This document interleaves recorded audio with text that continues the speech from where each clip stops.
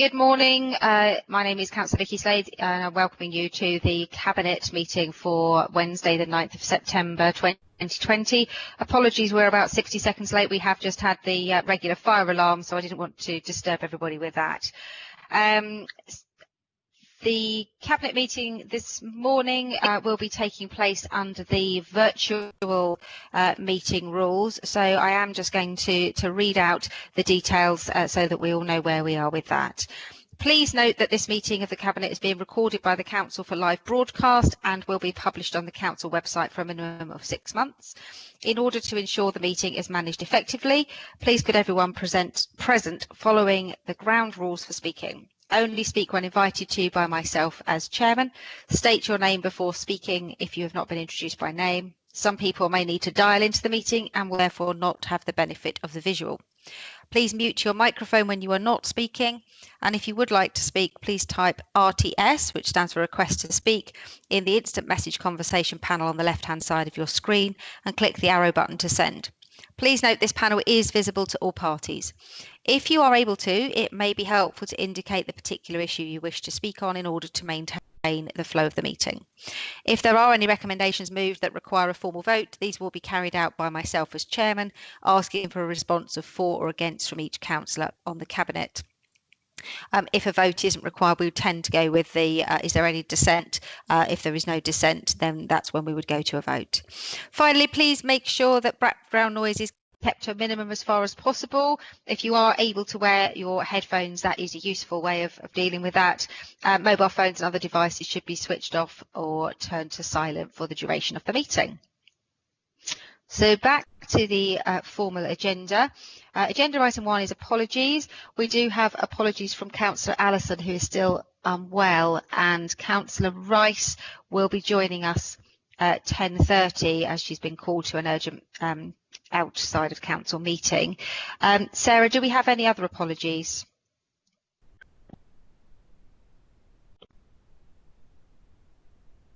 No other apologies. Okay. Thank you. Agenda item 2 is declarations of interest. I'm not aware of any declarations of interest received. Does anybody have any declarations that they wish to declare, either disclosable pecuniary interests or local interests? Obviously, if anything comes up during the course of the meeting, please do make a note in the request to speak, and we can make sure that it is addressed at that time if you do think of anything.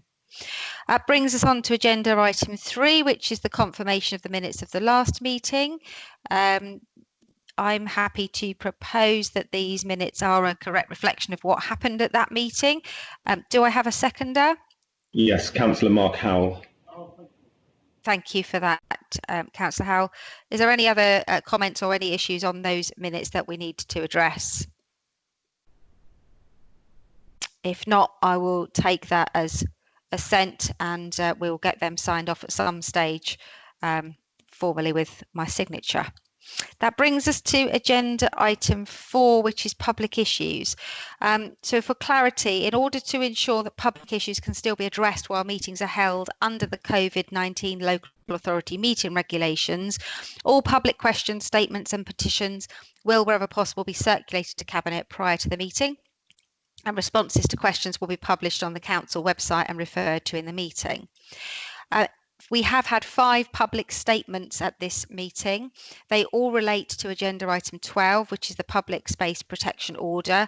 I will make reference to those statements when we get to that item, but copies of those statements are all published on the Council's website on this meeting page. All Cabinet members have been sent a copy, and I'd like to thank the 5 individuals for submitting those statements to us.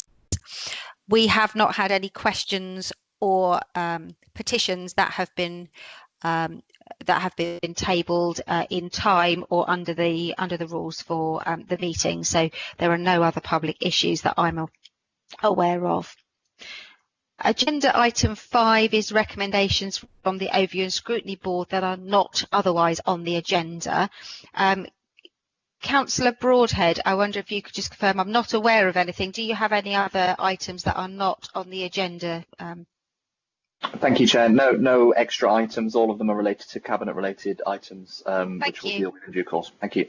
Thank you. Okay, that brings us on to the first substantive item on the agenda then, which is agenda item 6, DLEP, which is Dorset Local Enterprise Partnership, FWP Corridor Programme, which you can find on pages 21 to 28 of the agenda. This paper is being proposed by Councillor Hadley. Do I have a seconder for this paper?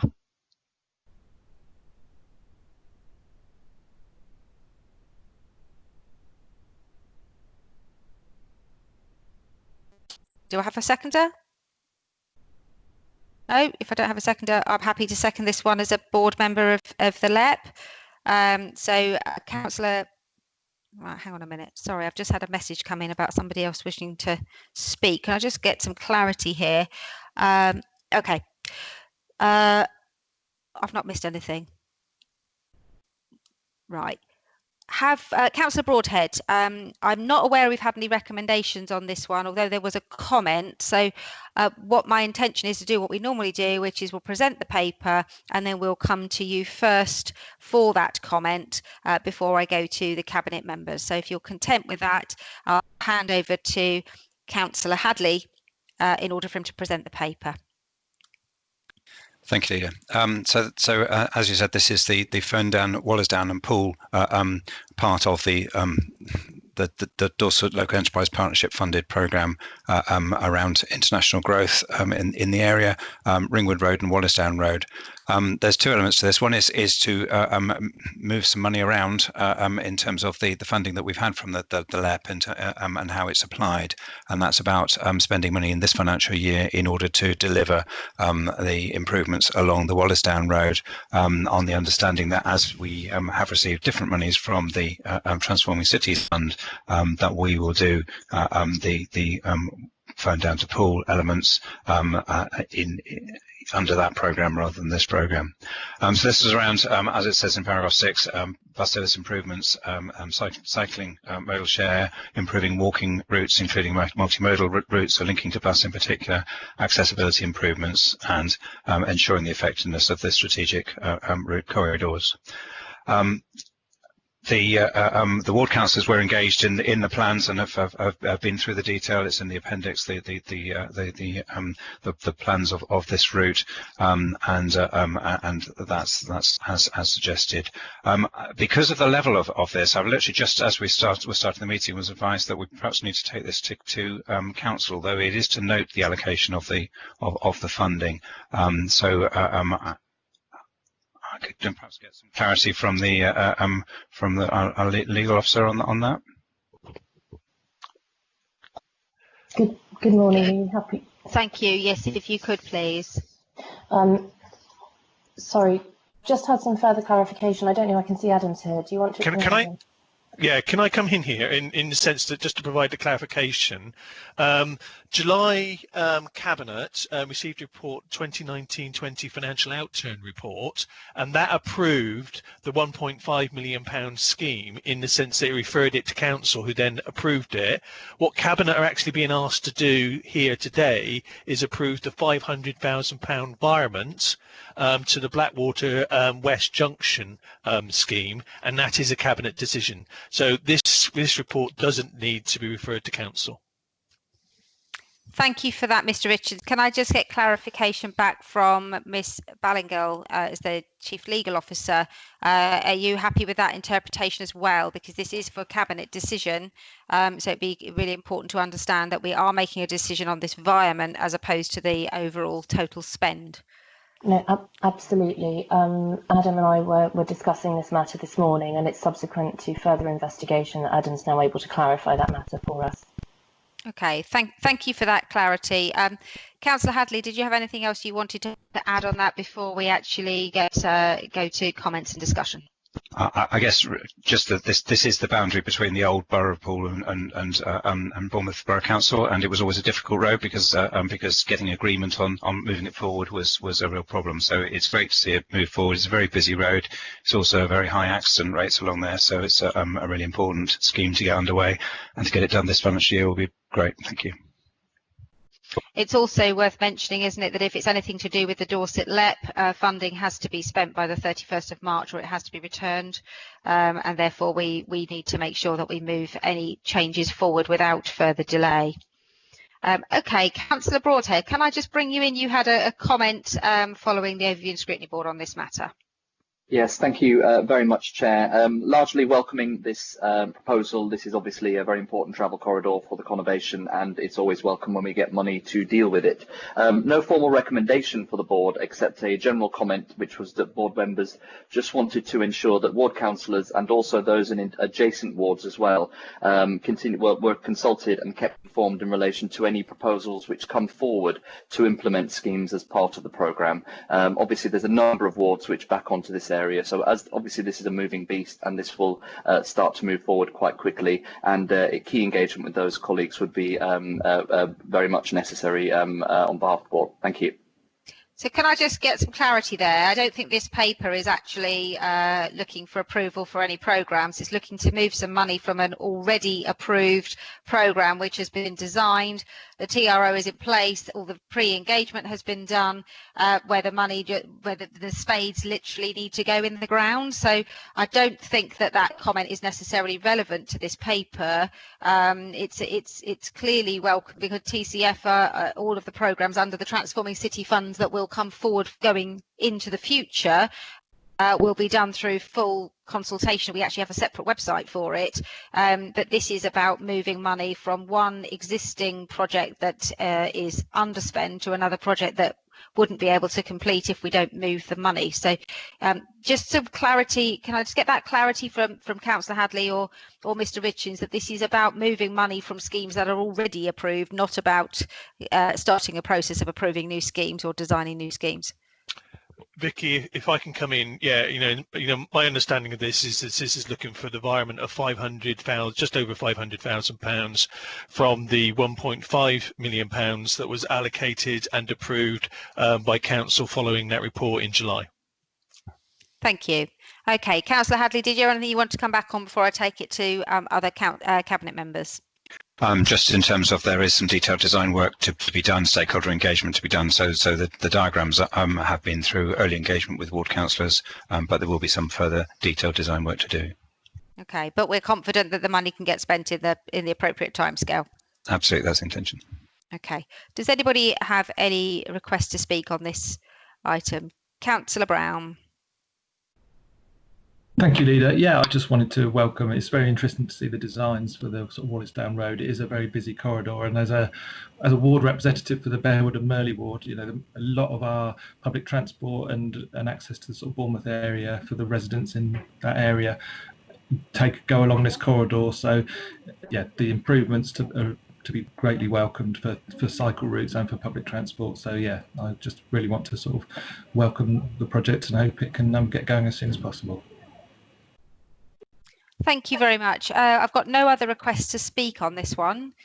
I'm going to give it a couple of seconds. So without any other requests to speak, do I have any dissent from approving this to agree the environment? No, in which case we will take that one as approved. That takes us on then to agenda item 7. Agenda item 7 is the Adult Social Care Strategy, which is on page 29 to 40 of the agenda. This paper is being presented by Councillor Dedman. Do I have a seconder? Yes, Leader. Councillor Sandra Moore, I would like to second. Thank you very much. And this paper was not taken to the Overview and Scrutiny Board for any scrutinies, so I'll pass over to Councillor Dedman to present this paper. Yes, thank you, Leader. Yes, when you say it wasn't taken, they asked for it. So I think that shows something. It's a paper which sets out the direction of travel. I'm assuming everybody's read it. It's a very long paper and it's taken a long time to prepare.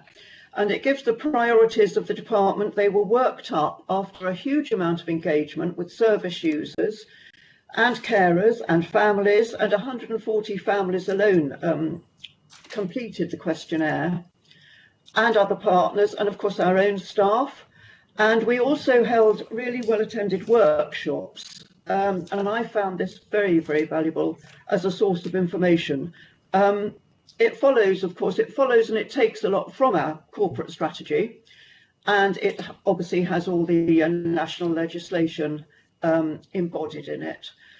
You'll see the 5 priorities, which are engage with individuals and communities to promote well-being, and that I would stress the engagement, support people to live safe and independent lives, value and support carers, enable people to live well through quality social care, deliver services that are modern and accessible. And some of these points seem really obvious, I know, but I can tell you, for one thing, to value and support carers, that includes those who care for a dependent relative, and that wasn't always the case. So I'm glad we're setting that as one of our priorities. So this is a marker of how our adult social care and health team will be working. I hope Cabinet will give wholehearted support to the report. I just want to say one thing while I've got this report in front of all of us, and I think this is something which we would all appreciate on the council, that there is a hitch to all these plans if we have the lack of funding support and any input from government as to how councils can bear the costs of the increasing care requirements of our residents would be welcome. There have been great scenes of people banging saucepan lids outside their houses on a Thursday in previous months. I've been in the care sector for many, many years, and I was really, really pleased to see that. I think that that shows that we value our carers, both in the NHS and privately. But despite the Health Secretary talking in July of bold reforms and in social care funding, which is what I'm talking about, to make all these projects happen, without any firm plan or commitment, we have a disaster waiting to happen. It's going to be a disaster for these vulnerable people in our community. And in his first speech as Prime Minister, Boris Johnson claimed to have prepared a clear plan for fixing social care. Now, I just want to note to all the Cabinet and to my fellow councillors, there is still no plan to be seen. Pressure has been building in the care sector for many, many years, and we all know this social care time bomb is ticking relentlessly. So, despite this paper being put before you, if the government fails in its duty to fix this funding gap, which is now becoming bigger and bigger, we will see an explosion of need in our ageing population, and I'm very much afraid there is going to be no way to either put these projects into place and no way to meet the costs that they bring. So I would say that although this paper is absolutely wonderful, it's been made very carefully. I would beg the government to do their bit. Thank you, Leader. I think I've gone on long enough with that. I recommend it to. Thank you for that, Councillor Dedman. I'm grateful to you for that. Councillor Broadhead has just clarified that it wasn't brought before the Overview and Scrutiny Board because it's the remit of the Health and Adult Scrutiny Committee. You are absolutely correct, but the purpose for saying it was that it was there's not a right for the Overview and Scrutiny Board chair to be speaking on it as we have made a right under the Cabinet proposal. So thank you for clarifying that. Councillor Moore. Yes, thank you, Leader. Well, I'm very happy to support this strategy. Much work has clearly been involved gathering the views, especially with all the difficulties involved during the COVID-19. And I would like to thank everyone involved in this. I was especially interested to see the need to provide the right accommodation options and to look at ways to encourage independence. Also the need to look after carers and promote careers in social care, which is clearly very, very important at the moment. And as I said, I'm very happy to support this strategy. Thank you. Thank you, Councillor Moore. Do I have anyone that wishes to speak on this item? While you rush to your buttons, I will just add actually that I've forgotten what it was I was going to say. I was so keen to say something. My brain's gone. That's really unusual, Leader. I know it is. I know it is. Yes, Councillor Howell, do you have a request to speak while I recall what I wanted to say? Because you are typing. Yeah, that's very quick off the mark. Yeah, I just a quick note to say that I'm very pleased that this policy is focusing on well-being and the broader aspects of people's health. I think for too long in medical and care circles, there's been a silo approach which has neglected more general well-being, and well-being is right up there in our corporate priorities, and all policies should be homing in on it, and I'm very glad to see that this one is. Thanks. Thanks, Councillor Howell. Councillor Wilson. Yeah, I think, well, firstly, just to say well done on all the work that's gone into this strategy. I think, you can see it's really well thought out. I think it's interesting about the learning from the COVID pandemic and the capacity in our volunteer communities kind of thing, but I don't think that should be, as Councillor Dedman has set out, a replacement for proper resources and funding from the government. That is essential, and I think I would really echo Councillor Dedman's plea. From a housing perspective as well, we've got the housing strategy coming forward, and I think it's really important that we link those in with adult social care with our colleagues in health. So yeah, really supportive of this work, and just to say thank you and well done, Councillor Dedman. Thank you for that, Councillor Wilson. I have now recalled and written down that the thing that I wanted to raise, and that was I'm really pleased that that Councillor Dedman's raised the issue, and that the strategy looks to unpaid carers, because without the work of unpaid carers, we really would not be able to cope, and they really are the unsung heroes. I just wanted to flag, for the benefit of anyone that might be watching or listening to this, and for the public record, the size of some of the packages that the council taxpayer is having to fund.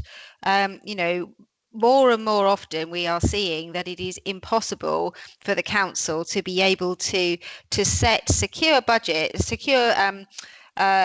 plans going forward when we have individuals who are subject to social care, where their cost for care over the course of a year ranges from anything from £50,000 to £500,000, and in one or two cases considerably more, and how on earth a department is able to function when the social care costs, which is ultimately what we're responsible for, are running into hundreds of thousands of pounds, which is the same as a whole street might pay in council tax, when that council taxpayer has probably very little idea that their money is not being spent on the things they think it is. It's being spent on things that they might have assumed is covered by national policy. So the sooner we have this social care white paper through, and the implementation that actually recognise that council tax is not being spent on what the public think it's being spent on, the vast majority is going to provide absolutely critical care for individuals in our community, and long may that continue, that they get that care. But actually, is the council tax the right way for that to be funded? And does there need to be a rebalancing with how this is funded through the NHS or national taxation? Because we attract older people because of our location, which means they come here, they become frail, and then the council taxpayer of this area is having to fund a disproportionate level of very high cost packages. So that does worry me, and I'm glad that Councillor Dedman has raised it. Councillor Brown, I'm going to come to before Councillor Dedman, because she's going to be able to wrap up. Thank you, Leader. Yeah, it was just a couple of comments. I think, as you've mentioned, this is such an important part of BCP Council in terms of the amounts of money that we spend and the services that are provided, that it's a really important sort of strategic position to note. I just wanted to, in the appendices, it has statistical indicators. Some are showing green, some are showing red, etc. And I always look at these, and they're quite interesting, but they always need to be taken a little bit with a pinch of salt. Just as an example, it shows for learning disability clients in paid employment, we're sort of below the national average, so it's got red. But then certainly a case I've been involved with. You know, a client with learning disabilities got into paid employment, and as a result of that, life changed, and they're no longer a client of social services, so they no longer count. So sometimes actually we're below indicators for good reason, and actually we're doing a good job.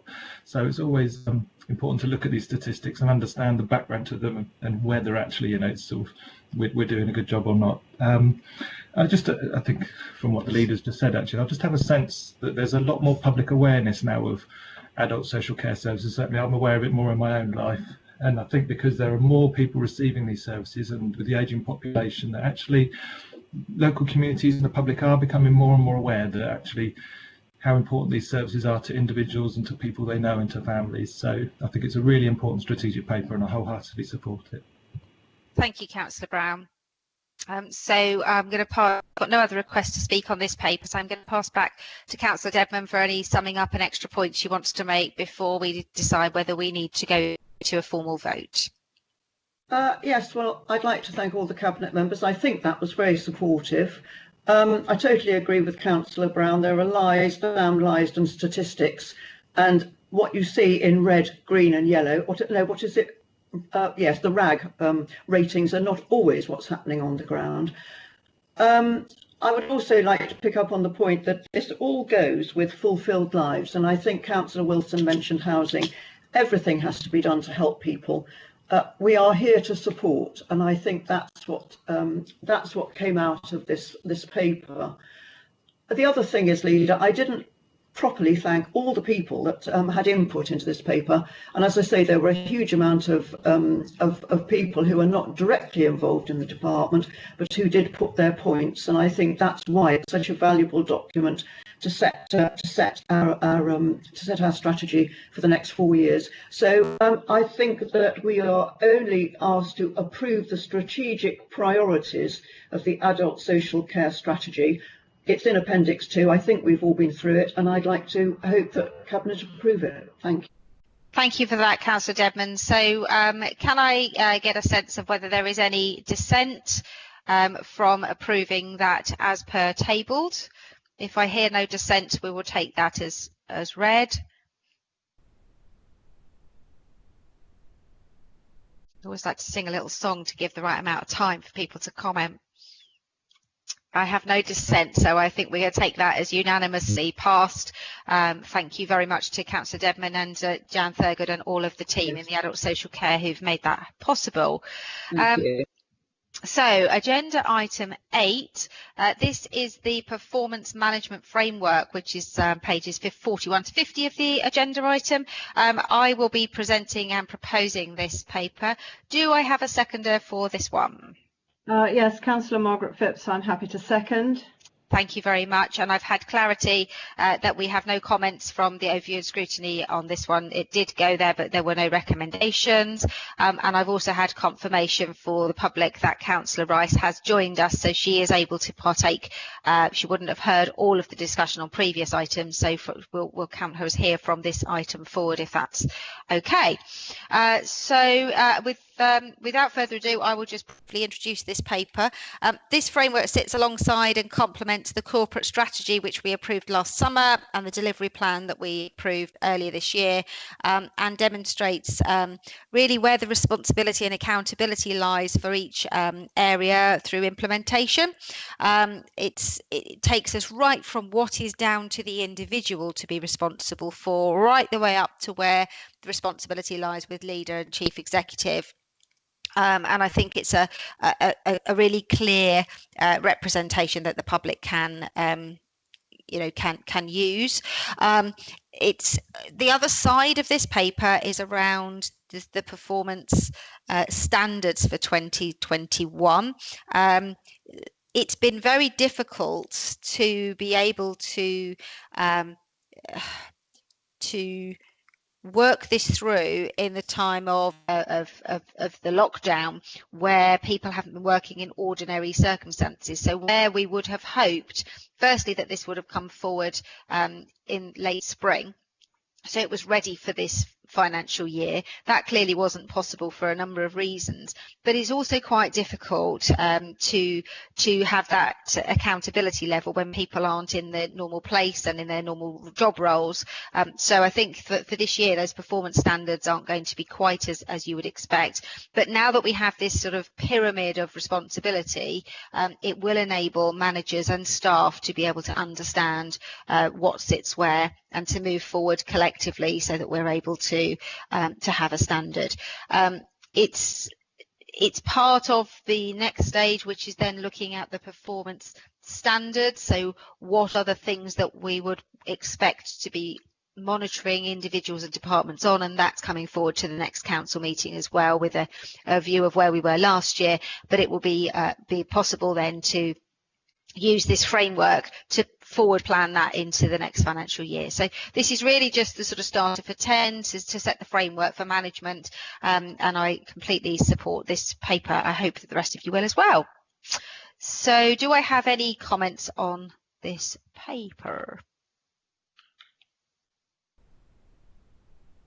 It's the same silence we have from Overview and Scrutiny Board. It's very much a management tool and a standard to set. So if I have no comments on this, do I have any dissent from approving that paper? Councillor Wilson, request to speak.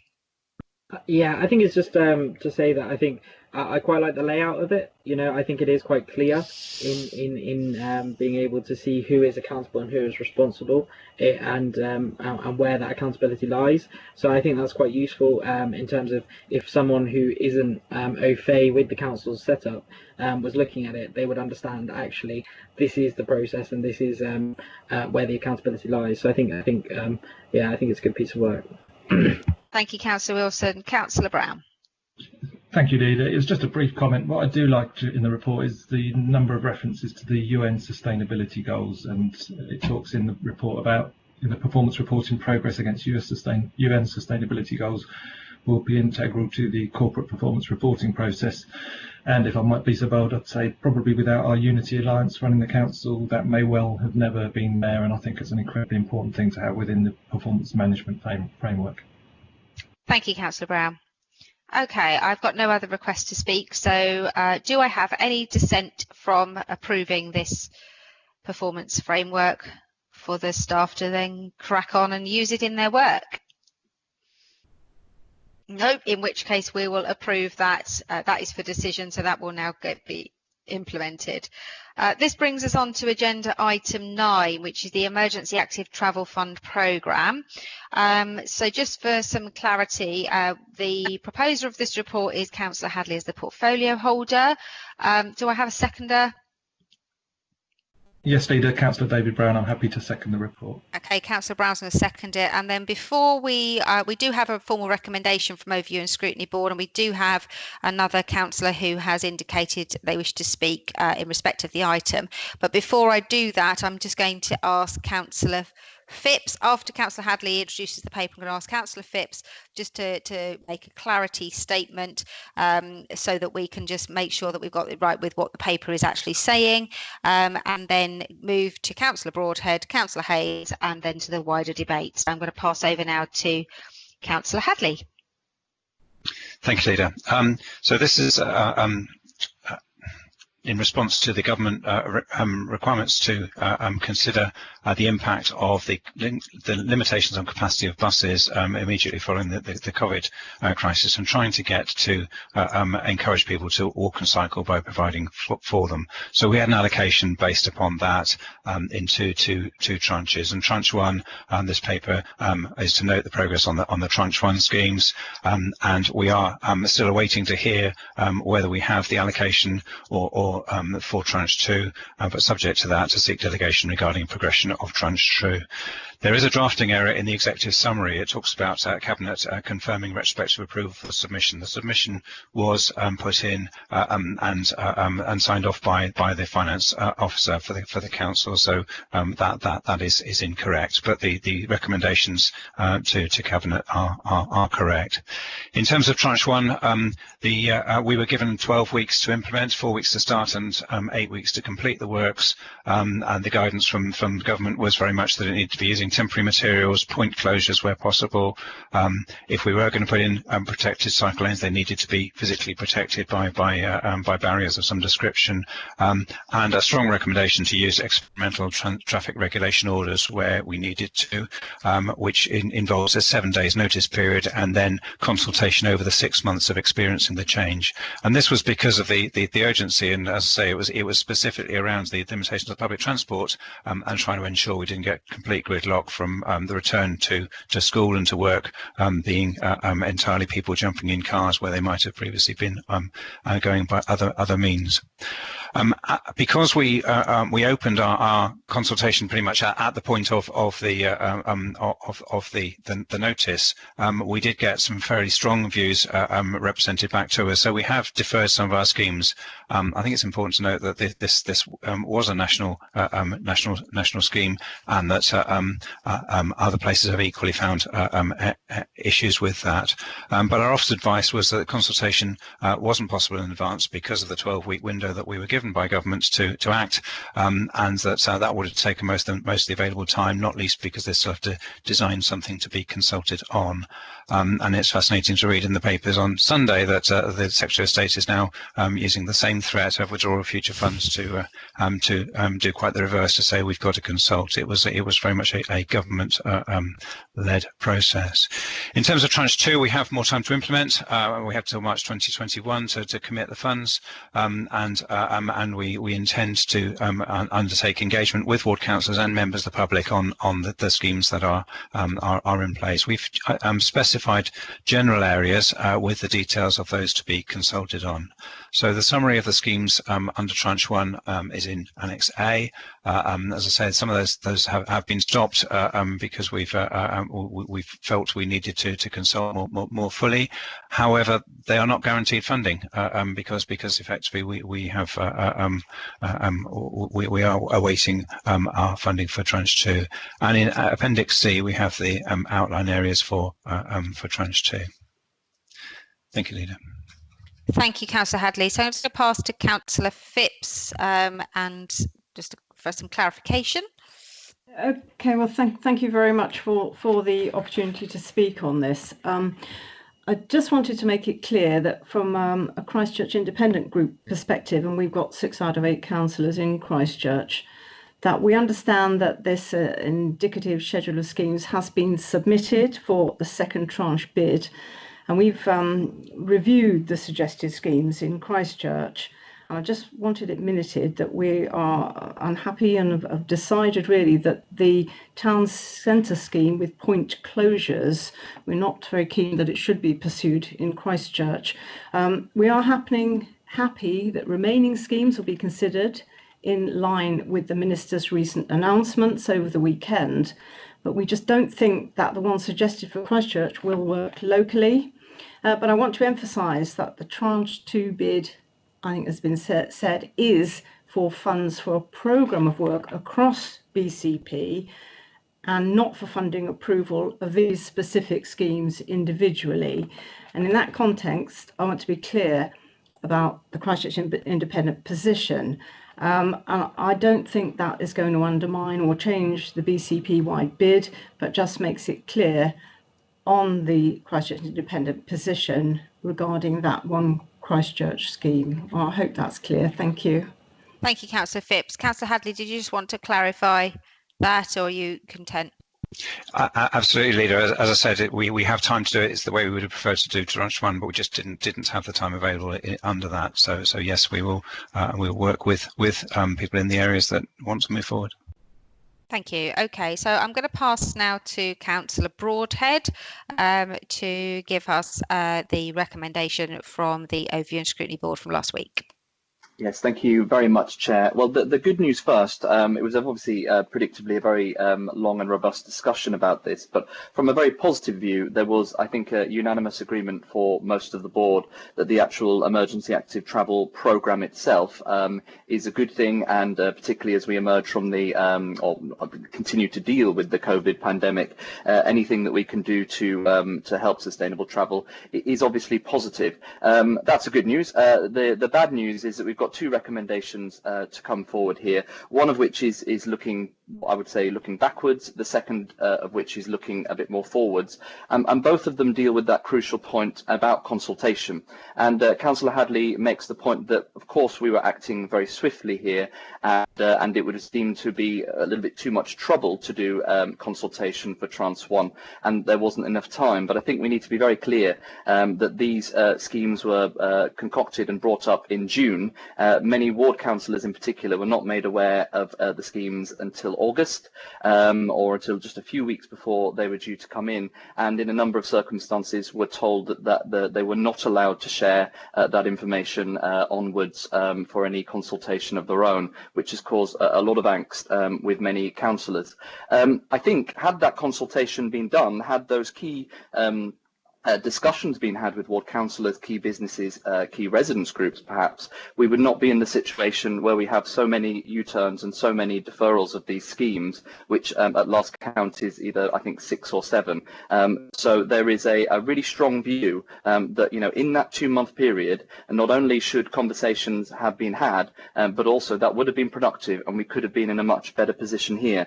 I have 2 recommendations for council. The first, as mentioned, is looking backwards, and it is about that lack of consultation, and the board resolved that the Overview and Scrutiny Board expresses its disappointment at the lack of engagement with ward councillors who were prevented from onward consultation with their communities. It believes that this democratic deficit significantly increased the concern and confusion which inevitably followed amongst the public. And I think it is worth pointing out, Chair, that both of these recommendations carried cross-party support. The second recommendation is looking forward and an effort to prevent that situation from arising again. Councillor Hadley has made the commitment that ward councillors will be consulted, but when, I think, is the key issue, and there was a real strength of feeling that the quicker that happens, and particularly not binding or gagging councillors from being able to talk to key people, could enable this to be much more successful in the future. The second recommendation, therefore, is to amend recommendation 2 of the Cabinet paper to read, subject to successful application for Emergency Active Travel Fund Tranche 2, approves a delegation of decision-making regarding the progression of the indicative Tranche 2 Emergency Active Travel Fund programme to the Director of Growth and Infrastructure in consultation with the portfolio holder for Transport and Infrastructure, and this is the extra bit, and following consultation between the portfolio holder and ward councillors and adjacent ward councillors at the earliest possible opportunity. Chair, I think we can all agree that this has not been a very positive experience for the council, and it has not been a positive experience for many ward councillors who feel intensely frustrated that they were not consulted on these schemes, and we've seen the outcome of that, and the fact that we've had to overturn so many of these decisions is not positive, and I hope we can fix that in the future. They're the 2 recommendations for Cabinet's consideration. Thank you, Chair. Thank you, Councillor Broadhead. Councillor May Haynes. Thank you, Madam Chair. I'm actually not speaking in my capacity as Vice Chair to the ONS, but I'm actually speaking in my capacity as Ward Councillor for Canford Cliffs. And my reference would be obviously the scheme which is Evening Hill, which was one of the earlier schemes. I believe it might have been the second scheme in Tranche 1. All the points about consultation have already been made by Councillor Broadhead, but I want to specifically make reference to the fact that I feel what had actually been lacking is the fact that consideration hadn't been given to all the groups, all the user groups, and in particular, I have got significant concern that the disabled group have actually been ignored, not just for Evening Hill, but I think for Poole Quay, there were also, the closure of Poole Quay, there were also issues there. And in the Equality Impact Assessment, it says that the likely significant impact, which will vary by scheme, will be for disabled people that rely on motor vehicles to access local services and are unable to use any other form of transport. This will be focused if there is a loss of parking, especially disabled parking, which allows access near to their destination. Now, whilst I acknowledge that there is no specific disabled bay in Evening Hill. Nonetheless, it's an area that's actually used by people with disability. A lot of them park up, stay in their car with their flask of tea or coffee so that they can actually take in the view. Now there is no access and there is talk to say, well, we can put specific disabled bays in nearby streets.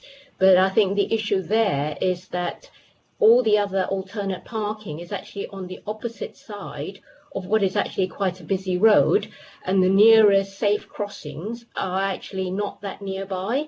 So for someone who has a disability, actually that is not manageable. So I think that has actually been completely missed out, and I'm actually very disappointed about that. And the other point I wish to make to Cabinet is that my understanding is that a lot of these schemes were actually derived from Widen My Path. And from my last view of the support, or lack of support, I should say, for Evening Hill, there is now significant opposition to that. And just for consistency, I think that that has to form part of your consultation response. Thank you very much, Madam Chair. Thank you for that, Councillor Haynes. I'm sure there will be plenty of Cabinet members wishing to comment on that. I'm sorry, I think that your assessment about Evening Hill is incorrect. I don't think the right to park is necessarily appropriate. There is no reason to believe that there would be any parking available for the disabled. We have a responsibility to ensure that disabled people can park, and that's why we have blue badge spaces that are dedicated to them to provide that facility. My understanding is what's been made available in Poole Quay are actually improved disabled facility spaces, and we have been asking officers to look to see whether there is the possibility of creating 1 or 2 disabled spaces that still allows the cycle lane to be completed on Evening Hill. That work has been going on over the last few months. So in return for that, I will not accept this council as discriminating against the disabled. I think that is an outrageous assertion, and I will defend that robustly. The team have worked incredibly hard to make sure that there is other provision available. Cabinet members, do I have anybody wishing to speak? Councillor Brown, you seconded the proposal. You'd have a request to speak. Yes, thank you, Leader. I was very pleased to be able to second this this report. I wanted to speak just generically, really, about the whole Emergency Active Travel Fund programme and the whole case behind it. Really, that it's obviously, as Councillor Hadley said, it's to address changes to the use and availability of public transport, primarily, which has resulted from the pandemic. We all know, and you know, how important our road networks and travel networks are to residents in Bournemouth, Christchurch and Poole. Congestion as a result of high levels of car use in the area is a major issue for all residents, for all of us that live in this area, and it's important that we act to support alternative modes of transport. In my own life, in the past year or two, you know, I've started to leave my car at home more and more. Sometimes it sits there for days on end, and I either walk, or I use barrel bikes, or I use the bus, or I lift share with colleagues. And we all need to be considering our travel options for all of our journeys to take the pressure off of our travel networks. And with these emergency active travel projects, we're making those travel options safer for people and more viable for people to use and consider the alternative options, whether it be bikes, whether it be walking, etc. And that will all help to manage our transport network and reduce congestion for the benefit of everybody. I won't go into the details of specific proposals. Obviously, some are more contentious than others. I would say that there's been very significant public engagement through the Widen My Path website, that people are able to make suggestions and comment on proposals that people are making to make these sorts of improvements. But we really do need to act to address congestion for the benefit of everybody in Bournemouth, Christchurch and Poole. These measures are working to do that. Some will succeed, some may not work as well, but we need to try these, or we will all continue to suffer from more congestion and from gridlock, and we will all continue to moan for years and years on end unless we actually take these difficult decisions and start to look at these options and support people using alternative modes of transport. Thank you, Councillor Brown. Councillor Dedman, please.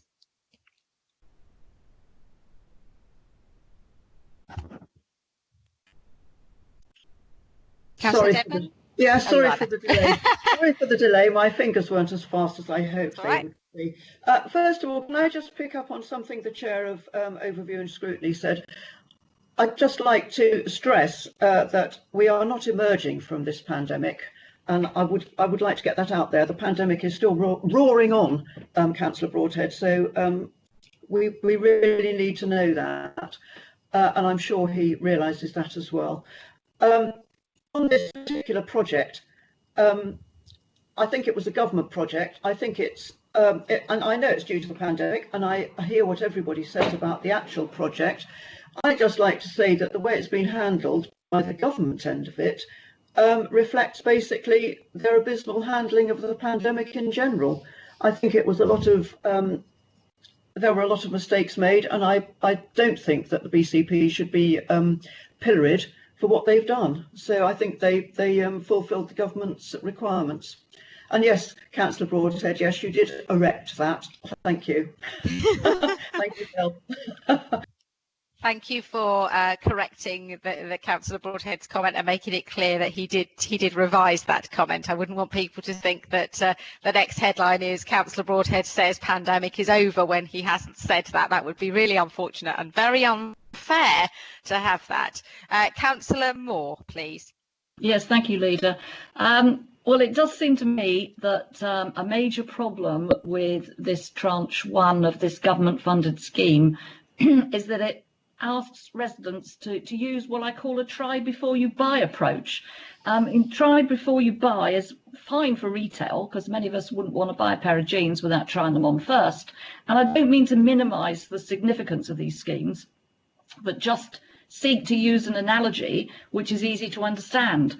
And the problem seems to be that we're really not used to try before you buy when it comes to traffic schemes. There is, of course, opportunity for consultation, but here it comes after a temporary scheme is put in. That's why you try it first, and if it works, it's made permanent, and if it doesn't, it's scrapped. And the biggest problem, I think, with this try before you buy tranche one scheme is it's contrary to everyone's normal experience of traffic schemes. And residents are naturally anxious that even if they don't work, they're going to get stuck with them anyway.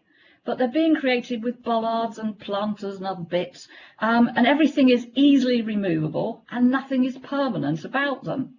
But fortunately, the tranche two schemes have been given a different process by government, which is good and it's much more helpful, but we don't yet know whether we're going to get the funding for them.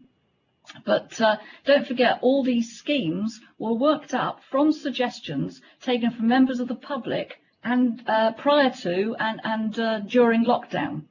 And I would encourage all residents to look at the Widen My Path website, because there are lots of ideas from residents, and if you want to, you're able to support the existing ideas or to suggest the new ones. Now, not all these traffic schemes are going to work, but you can try them first, and the roads can be put back just as they were if they don't work. But it is worth a try. And I ask everyone to complete the consultation, which goes with each and every scheme. Thank you, Leader. Thank you, Councillor Moore, for your instructive advice there. I think we should put that out on social media as a step 1, step 2, step 3, in a true teacher style. Councillor Howell, please. Thank you. I actually think that before you buy approach is a really good one. What it does is allow people to see the scheme in practice and then make comments having done so, rather than commenting out of fear or emotion or opinion that is ill-informed. The trouble with this process is that the government only gave us 12 weeks to do this, and therefore, as Councillor Hadley said, there wasn't time for extensive consultation. He did ask the officers to carry out some consultation, but they said there wasn't time for that. And clearly the danger of doing some informal consultation beforehand is that actually you can't be sure you're talking to everybody. There's a 6-month consultation period in relation to these schemes, and a lot of the people who have been shouting no consultation have been ignoring that. And actually that's because a lot of those people have, do not have open minds. They have determined that they want to kill these schemes before other people who want to see how they might turn out are given an opportunity to comment, and that's not fair and that's not democratic. I think it is a good system that has been, unfortunately, we've been let down by government. In terms of disability, a lot of the complaints about disability seem to be from people that can relatively easily get in and out of cars and can walk some distance but not a significant distance. There are many people who are more disabled who have greatly benefited from the Pool Quay and High Street closure, and I'm down there every day, often multiple times a day, and I see many people in wheelchairs and mobility scooters and who have some assistance in walking, and they find it a much more pleasant and easier place to get around because they can use the whole space, and they're not constrained to narrow pavements or crowded areas by vehicles. It seems to me that a lot of councillors have been spooked by the very vocal online opposition to this process. Personally, that may result or may be used as an excuse to bring down the Unity Alliance. But as far as I'm concerned, I'm very proud that we have taken action to create quieter neighbourhoods, to get rid of rat runs, to encourage people to do exercise, because that is what is desperately needed in order to improve people's health and to, as a consequence, reduce the burden on care services and health services, and deliver a well-being to a wider group of people of all income levels. And I would rather go down doing the right thing than sit back and not make the hard decisions that need to be made. Thank you. Thank you, Councillor Howell. Councillor Rice, please. Yes, thank you. I've been getting messages from residents, all who've been saying that they've been asking the council for years for these road changes, but the previous Conservative administration have prevented any change.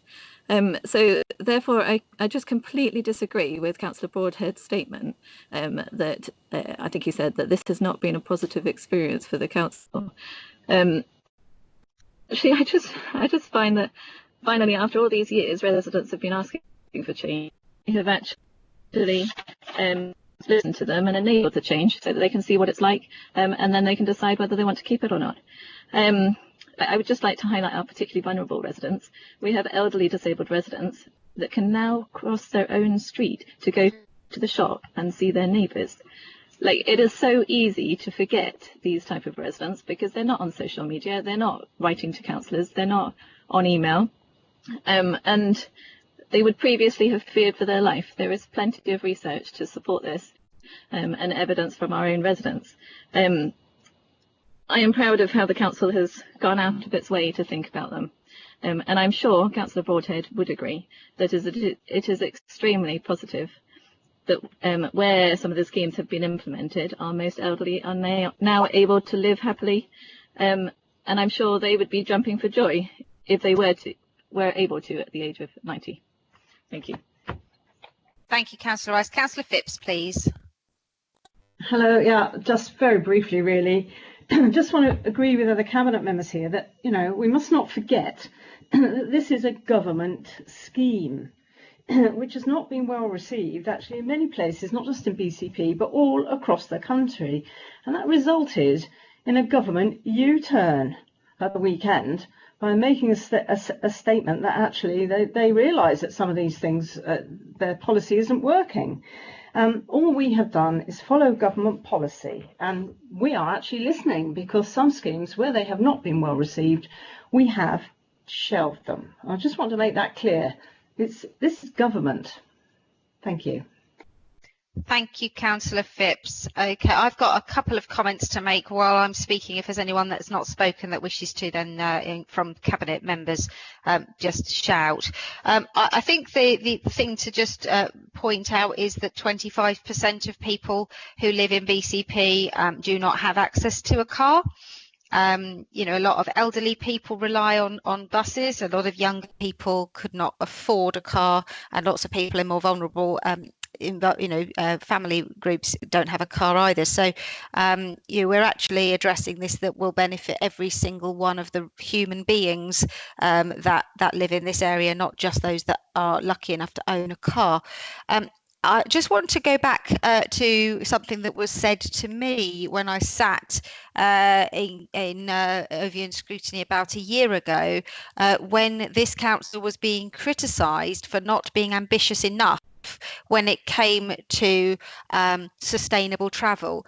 I recall being very heavily criticised by a member of the current opposition, saying that we'd only assumed we were going to get £80 million for sustainable transport, and that if they were in, they would actually be getting £150 million because they believed in it so much more.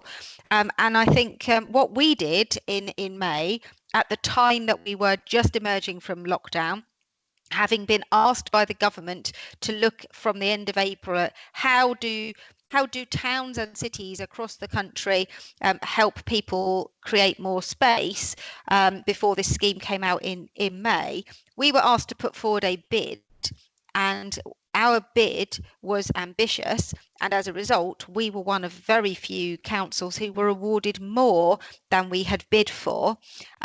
But the deal was you have to deliver it within 12 weeks.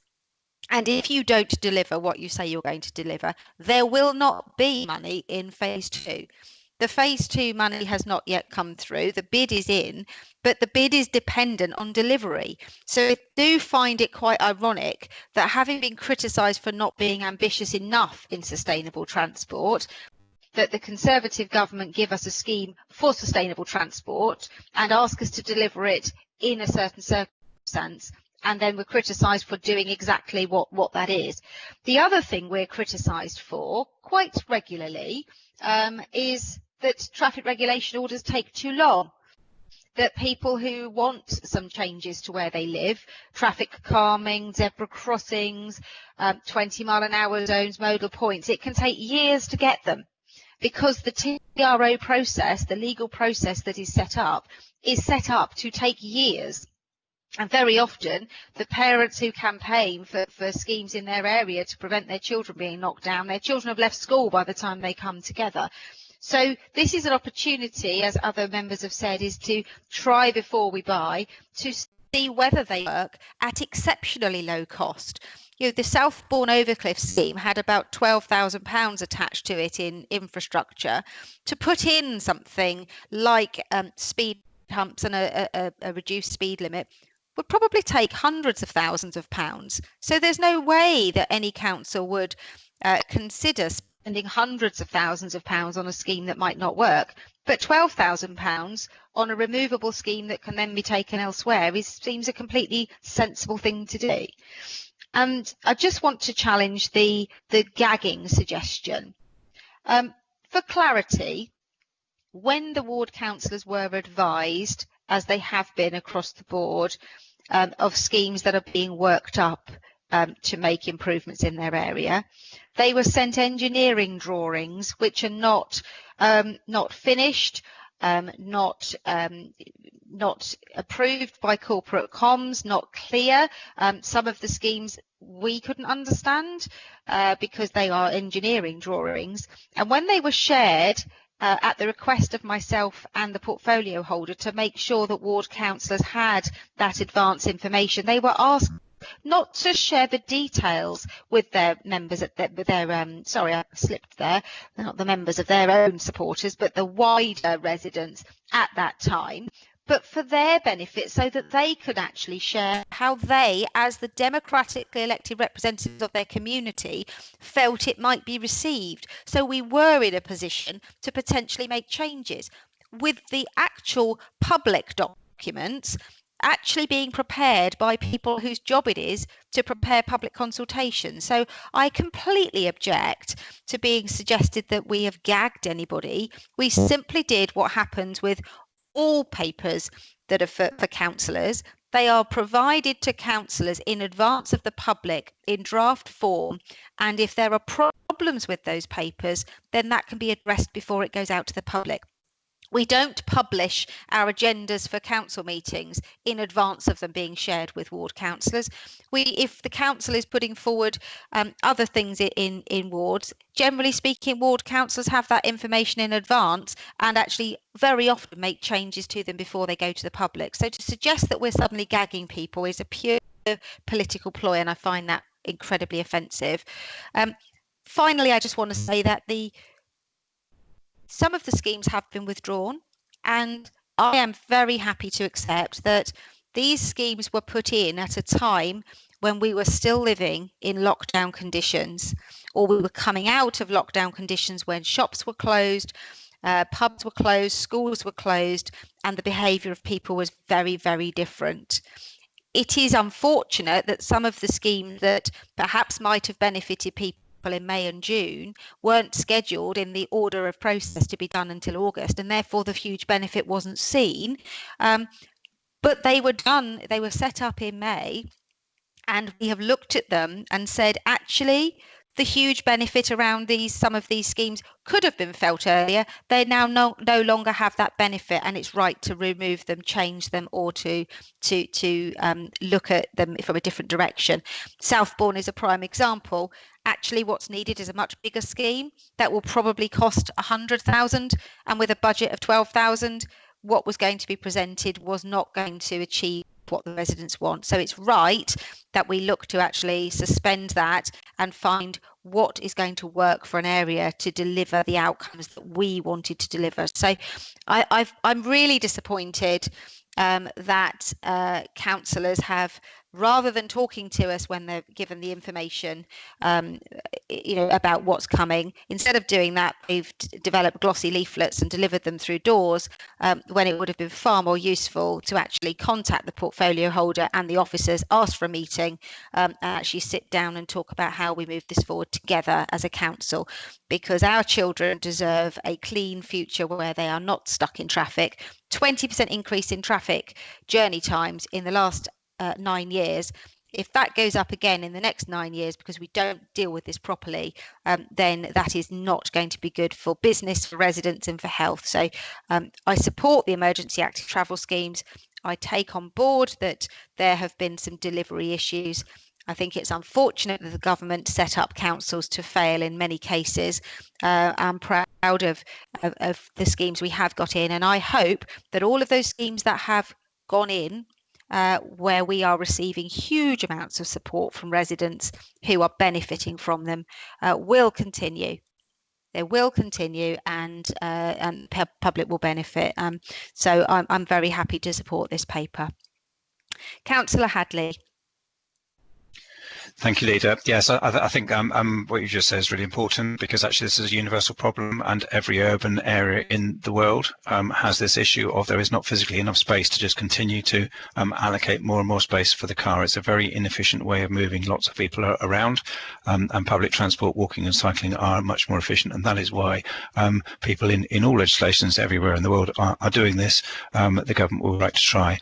The original the original paper from Grant Shapps' announcement was on the 9th of May, and I wrote to every councillor in BCP on the 10th of May to say, where do you perceive there's a problem with either narrow pavements or dangerous to cycling? And I was also the person that got Widen My Path promoted in this area. So in terms of not trying to engage with both ward councillors and with the public, I tried very early. Both myself and the leader did try and get officers to engage early with ward councillors on the scheme. So it's a huge disappointment to me that that hasn't happened, and that we had to do what we had to do, but we were trying to work to that basis. I think the other thing that's really important as well, actually, is that in the Sunday Times, Grant Shapps talked about undoing schemes, but actually he said that these measures sometimes cause noisy opposition, but surveys show they are hugely popular with a silent majority. you'd expect that not everything has worked, but that's why they're trials, so they can be changed. There is a real recognition there's lots of people out there, and indeed some of the schemes that have been cancelled, we've heard from people who would have loved to have seen them go forward, and to whom it would have made a difference to their journey. And in some of the schemes where they have been put in place, I'm getting people saying, I can now walk and hear what's going on in my street. I can cycle. I can consider getting the bike out of the shed, which I wouldn't have done previously. So this is about encouraging and supporting people to make some changes in their own lives.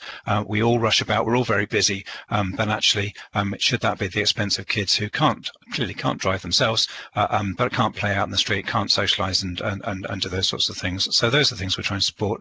I'm really proud of what we tried to achieve. I think that some of the schemes that we had to defer, they were prioritised by officers and supported by us, and we probably need to come back to them with consultation. But it is about balancing the needs between the people who live in the street, the people who pass through it, and whether it's reasonable they pass through it or whether they should take more major routes. On the equal opportunities, the pool key, as again I think it was the leader said, the spaces that were dedicated as disabled were inadequate width. They didn't have space for the car doors to open fully. They've been replaced by proper width disabled spaces. So we have reprovisioned those. Thank you. Councillor Hadley, can I just clarify about the recommendation 2? That I think we are all content that actually the changes to recommendation 2 around the working with ward councillors and adjacent ward councillors, we are very happy to accept. Can you just clarify the recommendation issues, because I think there were 2. Yes, so I mean, obviously, with transport journeys, it isn't just about the ward and adjacent wards. So I had several questions from opposition members about, can you advise me on any schemes in my ward or adjacent wards? Actually, if you start a journey in Highcliffe and you're going to Hamworthy, you're going to pass through everybody's ward. So there is something about being much more engaged with both councillors and the public. So yes, happy to do that, but it's much wider than that. And again, part of that is that we're looking for better collaboration software, because again, we haven't been able to hold public exhibitions and those sorts of things given COVID in this period, and that has constrained our ability to consult. I'm just wondering what that actually does to the wording, because the wording is for ward council and adjacent ward councillors. I wonder if it's whether we could make an adjustment that says following consultation with any affected ward councillor. Well, affected parties, because the other part of this is actually the public, and again, the attempts to engage more positively with the public as well as with their representatives. Yeah, but I think the concern is actually, if you look at the wording of the actual paper, Councillor Hadley, the recommendation is subject to. We're actually approving a delegation of decision making, so therefore the decision making is between the Director of Growth and Infrastructure in consultation with the portfolio holder. I'm wondering how we change the wording of that. The request was following the request from Overview and Scrutiny, which was accepted cross-party, was that the wording of the recommendation should be following consultation with ward councillors and adjacent ward councillors. We have to have wording of a recommendation. We can't make it with the decision making isn't with the public. The decision making is with the decision makers. So, are you happy to accept the changed wording from Overview and Scrutiny Board? Absolutely, Lydia. Yep. Thank you. Okay, so in approving this paper, recommendation 2 is amended as per the Overview and Scrutiny Board. The other recommendation, was that a recommendation to go to this? Was it a recommendation 3 that they were looking to do? And if it was, what is your take on that? So that wasn't really a recommendation. It was regretting the lack of consultation in tranche 1. I think we've explained that it was a direct consequence of government timescales, and I'm afraid it was a reluctance of the officers to share until they had a workable scheme, because they were working at pace in trying to put this all together and get the materials ready for the public. And as you said, we shared the engineering diagrams as we could with councillors. Some of them engaged very positively with that and came and had a meeting with officers and with opposition councillors on one of the schemes. Some of them chose to go off and do it in a different way, and that's really unfortunate, because the councillors, these council staff, were busy preparing the materials for public consultation and went out onto the website, and that was the process. I don't accept that recommendation. Okay, so we have two recommendations. The first one is noting the progress, and the second one is with the amended wording. I'm not seeing anybody else requesting to speak. I think most people have had the opportunity to speak on this one. So can I clarify, is there any dissent from the recommendations that we have, which is noting the progress and delegating the portfolio holder, Director of Growth and Infrastructure, in consultation with the relevant councillors?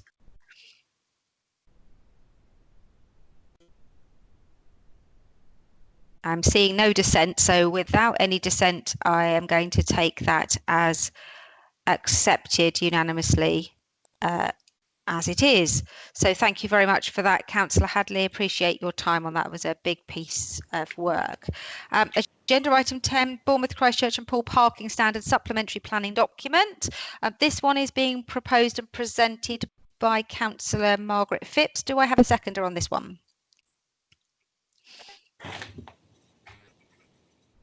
I thought Councillor Hadley might second it. Yes, I'm sorry, I'm happy to second. It's all right, it's probably just putting his papers away. Councillor Hadley seconding this one. I don't have any formal recommendations from the board, and Councillor Broad has just commented there he's nothing to add. So I'm going to pass to Councillor Hadley, Councillor Phipps, and then to debate. Thank you.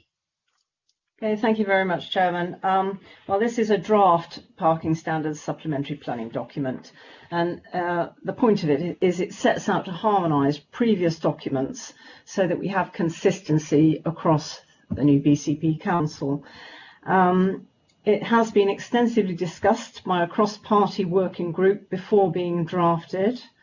And the aim is to establish new local parking standards for residential and non-residential development schemes. I will add that all the tables in this document have been updated to match the new class uses as published by the government. Just a few things that this document does. It ensures that dimensions of parking spaces are consistent across the area, because currently they vary. It resolves cycle standards, which also vary significantly across the three towns. It also resolves car club requirements, which are not actually covered at all at the moment in Christchurch. It applies a consistent approach to unallocated spaces and also visitor parking, as there were different approaches. So the recommendation, the main recommendation, is actually to approve this draft, to go out to consultation, which will be from 4 weeks from the 14th of September. It is quite a technical document, which we expect might be of more interest to developers than the general public, but it is open to anyone to obviously to comment. Following consultation on the draft, an amended SPD will come back to Cabinet on the 16th of December, obviously with amendments as required, and if it is agreed, then it will go to full council on the 5th of January 2021, hopefully for adoption. Thank you very much. Thank you very much, Margaret. That's wonderful. So it is just to put this out to consultation. So it will be interesting to see what the consultation results are when it comes back in a few months' time. And I'm sure at that point there will be a significant debate. And I'm sure at that point it will be taken before the Overview and Scrutiny Board to see what the recommendations are going to come from. So do I have anybody wishing to speak on this one? Councillor Hadley, as you seconded it, did you want to say a few words? Thank you, Leader. Yes, and obviously this is about new developments rather than our existing parking standards. There is a lot of pressure in the town centres, and part of this is about what is the requirement for parking for new developments, but also other areas. So things like the car clubs, as Councillor Phipps has said, and cycle parking spaces. But it needs to tie in with the strategic parking review, which is work that will follow on. Thank you. Thank you. Councillor Howell, please.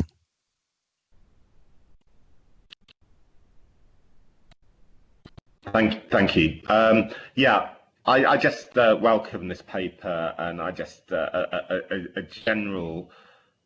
I mean, as in my capacity as portfolio holder responsible for regeneration, it's really important that we address these parking standards, and develop more flexibility in the system, and particularly in town centres on good transport routes to allow building to happen, to reflect the sustainable locations that those buildings are built in. And I think that's been an inhibitor in the past to regenerating across the area. And as I say, I welcome this. Thank you.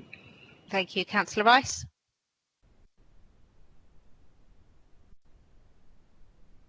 Yes, whenever transport issues like this, I always just repeat that over the last few decades, the transport sector is the only sector not to have reduced their carbon footprint at all.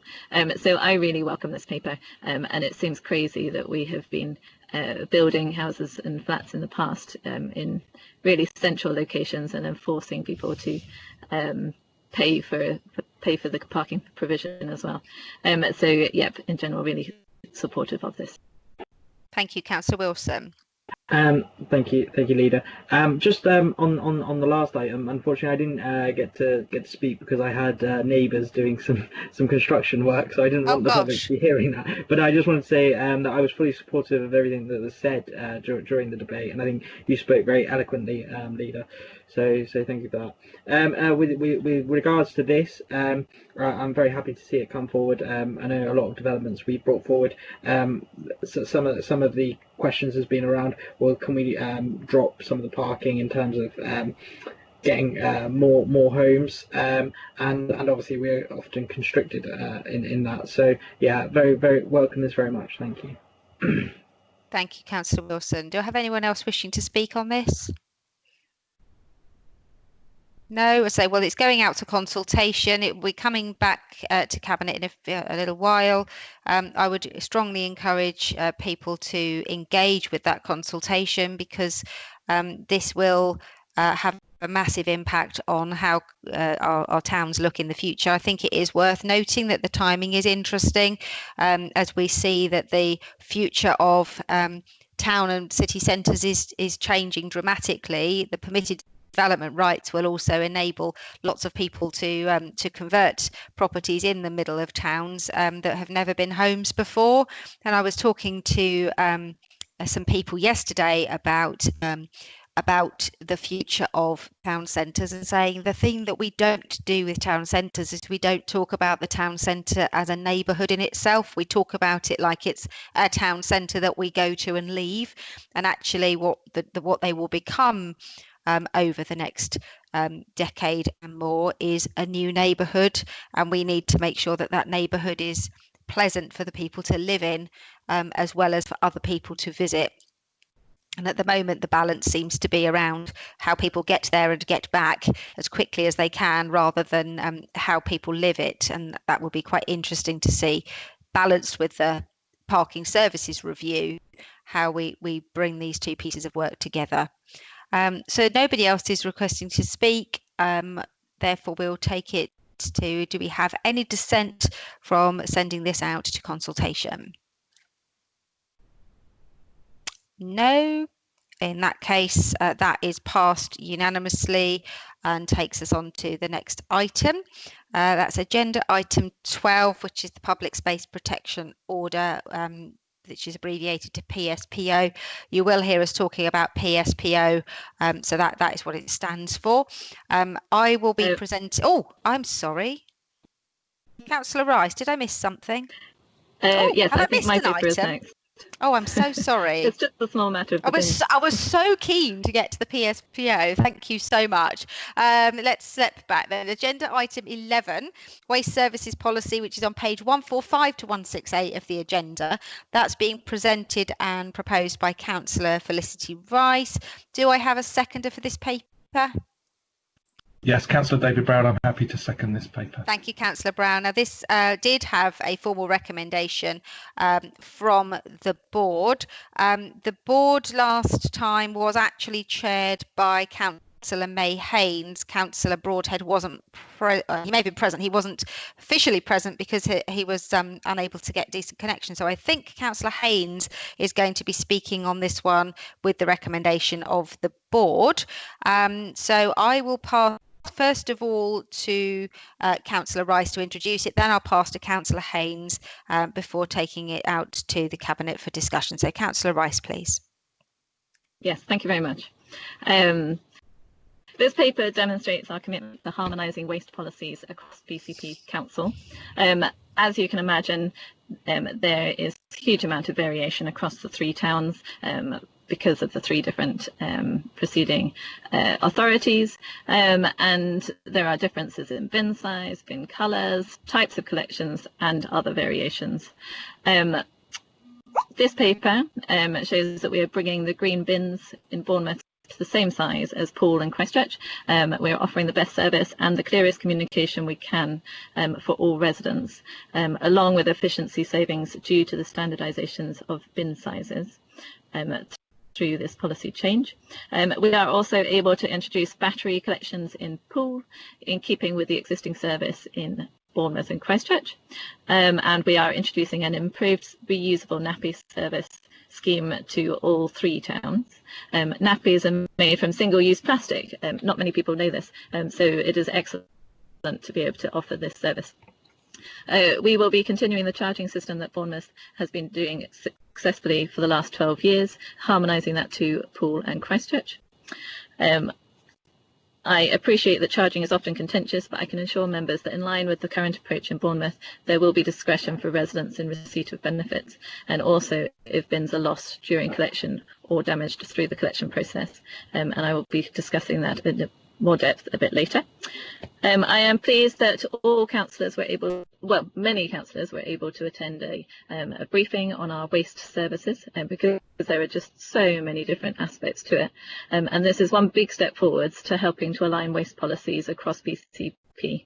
There are others still to be dealt with in conjunction with our other council-wide work, and also it is really important to bear in mind that there is a national waste strategy currently going through government that will impact on this work going forwards as well. I will now open it up to the Overview and Scrutiny Chair, if you're happy with that, Leader, for their proposed amendment. Okay, can I, before we do that, I believe you have a proposed amendment, and I think if it's going to be an amendment to the recommendation, we need to hear it before we open it up to anyone else, otherwise they're not going to be in a position to comment on the proposed amendment. So do you want to just share the wording of how that changes the recommendation? Okay, well, the amendment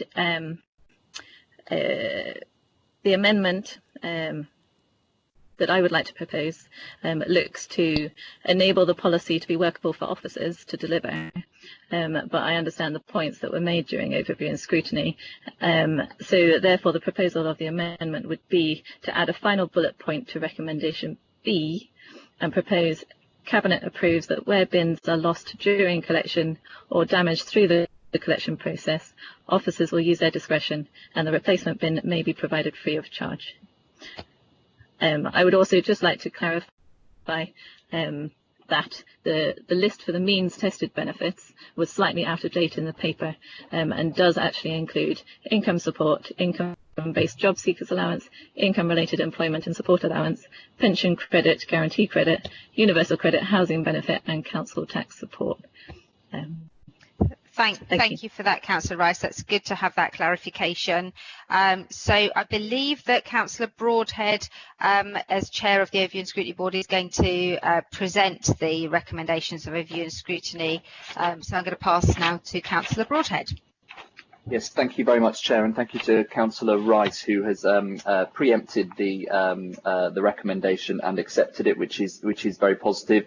It was a recommendation, a rubbish recommendation. That's not an assessment. It's just what it's about, which was about exactly that point. And I'll just read it out, which was that the Overview and Scrutiny Board recommends to Cabinet residents should not be charged for replacement of or repairs to waste containers in the event that they have been broken or have gone missing through no fault of their own, unless the container is owned outright by the resident. It's a minor point, but it's actually very relevant to a lot of residents, and it's good to see that in there and that formalised, because many of us have had that situation in the past, and having it in writing and agreed by Cabinet, I think, puts that issue to bed. One other point to raise, Chair, which was around some of the general issues that were discussed in that item.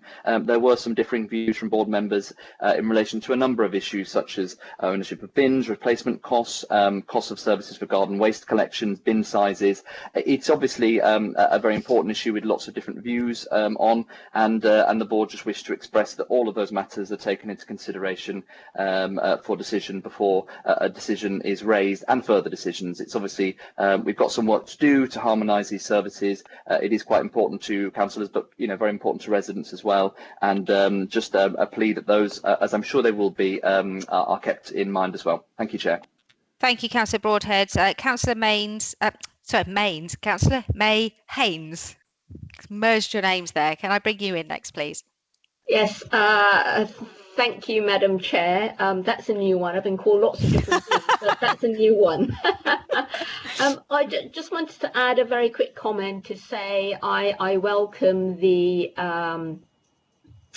additional recommendation, which has taken on board the concerns that were raised at the ONS meeting, but also to say that there was concern raised regarding the continued increase in the cost of green waste collection, although that wasn't actually put in a formal recommendation. I think several members on the board had actually expressed the concern that it may get to a price where it's reached saturation point, and it could therefore then decrease the number of people that would be taking up the green bin scheme. But that's all I have to add. Thank you, Madam Chair. Thank you, Councillor Haynes. Okay, who would like to go first on this one? I haven't got any requests to speak yet, so who's got their fastest finger first? Councillor Hadley. Thank you, Leader. Yeah, obviously the bin collection is something that affects everybody, and everyone has an opinion on it. We have enormous difficulties in terms of the price that we can get as a council for recycling and disposal, and those things obviously are things that the council has to absorb, and particularly the value of recycling has gone down hugely in recent times, which is a real cost pressure on the council. I think in trying to equalise our services, we've also been quite conscious that there is forthcoming changes to national legislation about how we deal with waste, and real concerns about whether we're making the right measures there. So I think we've tried to be as balanced as we possibly can in terms of that. I am concerned about charging people for replacement bins, but I think it's something that we have been forced partly just by the overall financial position that councils around the country find themselves in. But it's something that we have to do. So yes, I welcome the paper. Thank you. Thank you, Councillor Moore. Yes, thank you, Leader. I do think that what surprises me the most is that when BCP Council was formed, there were very different waste services operating across the 3 towns. I mean, every household needs a service to remove their waste, but when you've said that, you've probably said it all.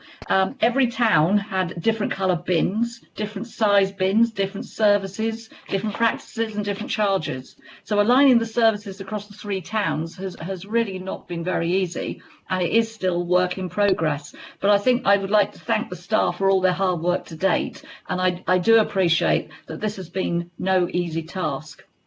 But as a former pool councillor, it is good to know that the pool system has actually worked rather well and is often being copied across the other 3 towns, the other 2 towns, sorry. One change for pool residents this time is the provision of a battery collection service, which we've not had before. But what we still don't have in Poole, unlike Bournemouth and Christchurch, is a food waste service. And I understand that there is government legislation coming forward around food waste schemes, and we're waiting on that. But if this doesn't happen, or it's not helpful when it does, we do need to do something as a council to provide a food waste service in Poole for our residents. And I would really just like to reassure Poole residents that work is underway to look into this, just in case the expected government scheme doesn't materialise, because we do need to make sure that Poole will get its own food waste service one way or another. Thank you. Thank you, Councillor Moore. I don't need to speak now because I was going to talk about the food waste, so that's shut me up, hasn't it? I always know that Councillor Moore and I are going to be on a similar page as we have adjoining wards. Councillor Brown, please, my other adjoining ward. Thank you, Leader, and I also now don't need to comment on the food. But I will comment about welcoming the recommendation about the introducing the battery collection in Poole as well. I think that's quite an important sort of new addition to the services for residents in Poole. Yeah, my overall comments on I support the paper. I've been involved in a lot of the discussions in the preparation of this, and everybody has their own views on bin collections and the sizes and types and regularity of collections, etc. So it's not an easy thing to try and do, but I think this paper, there's been a lot of discussion, but it takes the right balance between aligning the services across Bournemouth, Christchurch and Poole and doing it in a way that isn't going to be costly and isn't going to cost council taxpayers a lot of money. I think it would be very easy to say, right, okay, we're going to have exactly the same bins from next year right across all of them, but it will cost us hundreds of thousands of pounds, and council taxpayers don't want us to do that. They would criticise us if we were replacing perfectly good bins with a new bin just to align the colour scheme. So I think this takes exactly the right balance about aligning the services but not incurring unnecessary costs. I would just pick up the comments just made on the green waste bin charges, about them going up. Yeah, they are going up from £46. The recommendation is to £49. They're going up by £3 this year. I don't think that's excessive. I think it's still a very good service. It runs for quite an extended period through the year now, and actually that £49 charge is still less than our neighbours in the Dorset Council area, the former Dorset County Council area. So I think it's still decent value for money actually for the people that use that service. In terms of the charges for replacement bins, I know there was quite a bit of discussion and argument about this at the Overview and Scrutiny Board, and I was just intrigued actually that a lot of the discussion was about how fair is it to charge people when bins are lost or broken, damaged, that sort of thing. And I'm satisfied with the amendment, but I think it is important to note that that charge has been made in the former Bournemouth Council area since 2008 for 12 years. With very little sort of comment or complaint, and even it seems that quite a lot of the former Bournemouth councillors weren't even aware that those charges have been being made for 12 years in Bournemouth. So to cross that scheme over to Poole and Christchurch to align it across the areas, I think is fair. I think it takes the right balance. And I just wanted to note in recommendation B, where it talks about some of the financial savings, and it talks there about £20,000 of the savings for being allocated for waste education.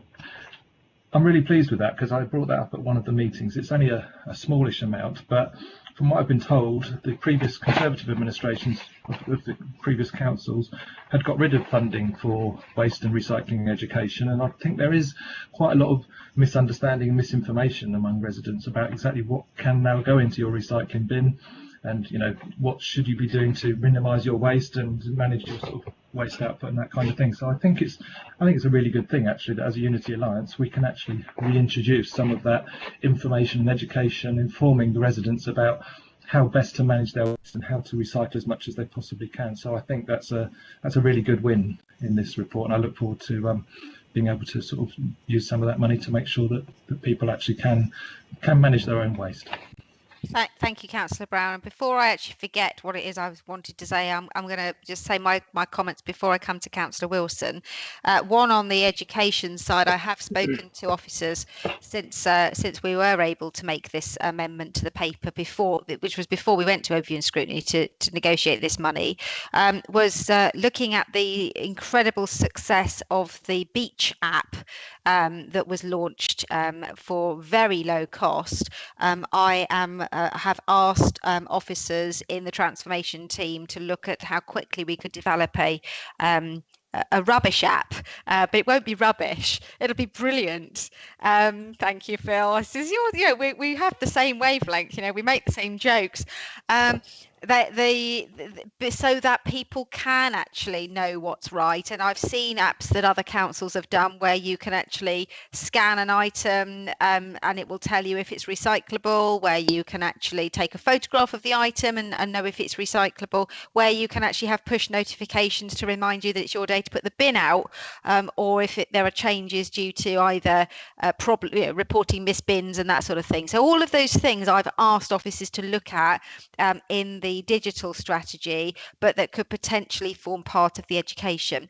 The other thing I wanted to specifically talk about was the real nappy scheme.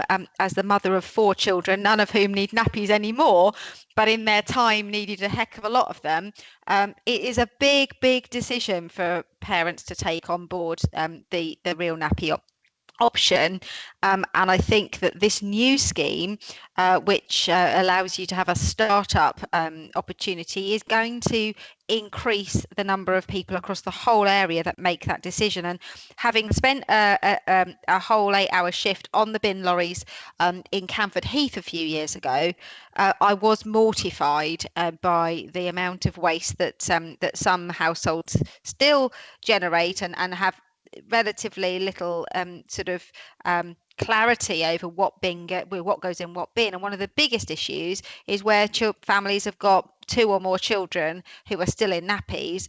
It is a huge proportion of their waste, and it is obviously something that's incredibly bad for the environment. So anything we can do to encourage that, I completely support. And again, that needs to be part of the education. So I note it's a local company that's being used, which is another good thing. But I hope that we're going to be working with midwives and health visitors to actually make sure that families are educated about what those options are, rather than just hoping that people will take it up off their own back. So operationally, I think that's got a little bit more work to do. So Councillor Wilson. Thank you, Leader. Between yourself and Councillor Brown, you've kind of made my RTS redundant. However, I would just like to thank the portfolio holder for bringing this report forward, and also holding a members briefing beforehand, which was really useful. Also, just going to the appendices of the report and the decision impact assessment. I really just like how it's laid out. Again, I'm on the layout theme today, and how it links to the Sustainable Development Goals, and it clearly shows how we're supporting them. So no, really supportive of it. Thank you, Councillor Wilson. I'm not seeing any other requests to speak. So did the portfolio holder want to do any summing up before we go to the vote? Yes, please. So I just go. Yes, there's been in-depth knowledge here, so it's lovely to hear everybody talking about it. Just some extra points, I suppose. Councillor Brown highlighted the £3 increase in the green waste charges. Just to put that into perspective across the UK, the range of charges is between £20 and £96. So we're right in the middle there. Still, so that's useful to bear in mind. The food waste in pool, yes, there is work that's already been instigated, and so we're working with a national organisation to look at the feasibility and what would be needed to introduce it into pool, and the funding for the education can also involve waste reduction campaign as well. And the other part on the food waste, just to explain in terms of introducing it into pool, is it relates to the national waste strategy. So they have stated that they will pay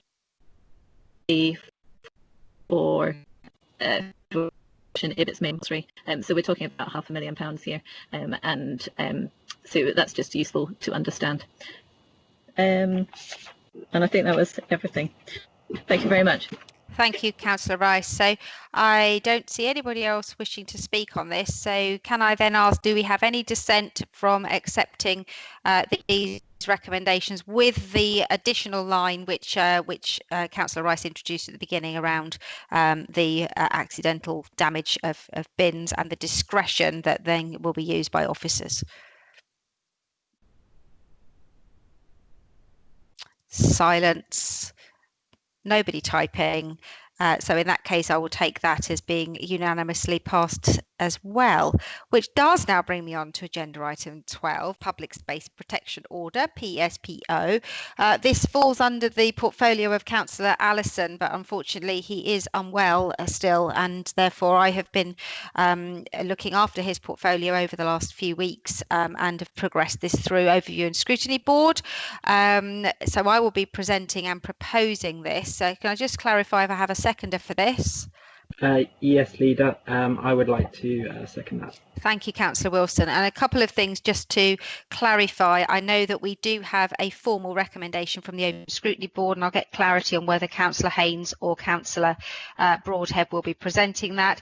We also have Councillor Farquhar, who has given notice that he wishes to speak on this item, which is fine. I'll take that after the Overview and Scrutiny Board. But before I do that, I just want to make the note that the 5 public statements that were submitted all related to this item, that they have been circulated, they have been published on the website. All 5 of those statements do support the recommendations of the Cabinet report, which is to make the changes to the PSPO in relation to Poole and Hulls Bay. There was also a petition which was submitted after the event, but because it relates directly to this item, I'm making reference to it, and I will obviously, as the de facto portfolio holder, respond to it. But that petition was also in favour of, well, actually rejecting the recommendation from the Overview and Scrutiny Board to keep the clauses in that related to people who may be rough sleeping or street homeless. And there were 3,500 people who had signed the petition, but of that there was 1,433 who were residents of BCP, and therefore that's the figures that we take. So that would hit the response from Cabinet member criteria, and I will prepare a response following the meeting. So I will now pass to Councillor Broadhead to present. Councillor Haynes wishes to speak as a councillor as opposed to in her capacity. So I'll go Councillor Broadhead, Councillor Haynes, then Councillor Farquhar.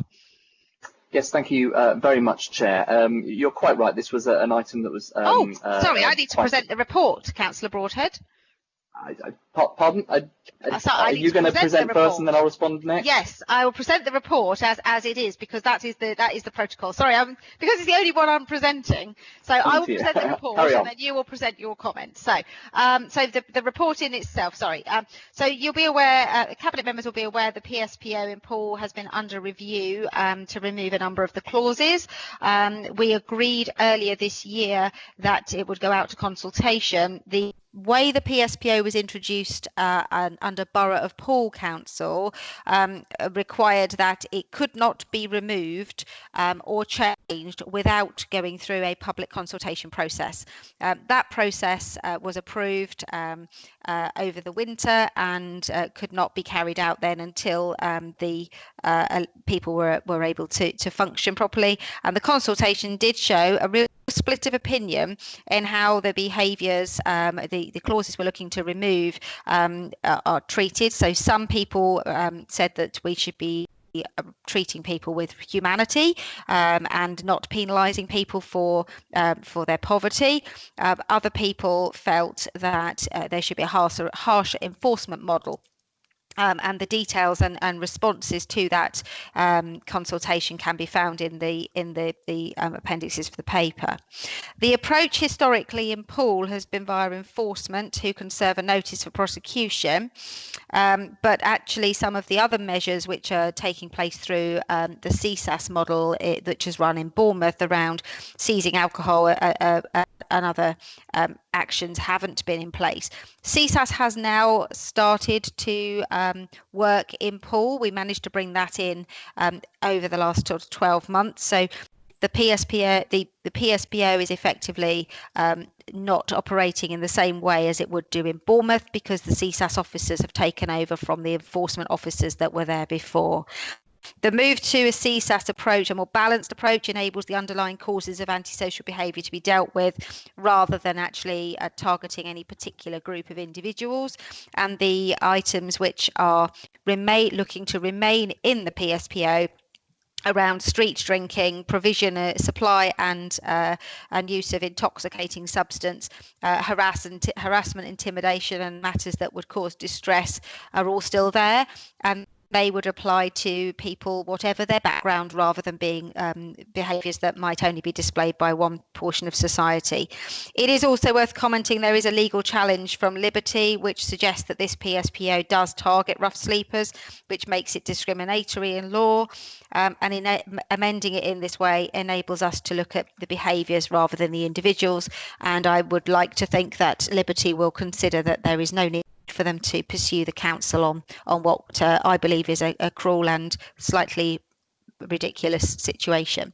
The second part of the paper actually opens a consultation delegated to the Director of Communities on a BCP-wide PSPO on the remaining behaviours, so around street drinking, intoxicating substances and harassment, and also allows us to, by bringing it forward to the wider area, places like Ashley Cross, which have had real problems with behaviours in the last few months, even places like my own ward of Broadstone, where there have been unusual instances of bad behaviour, and of course the beach will be then able to be dealt with via a PSPO method rather than the bylaws, which are currently rather cumbersome. There are a number of small PSPOs across Bournemouth, Christchurch and Poole in various places, which all have slightly different terms and conditions.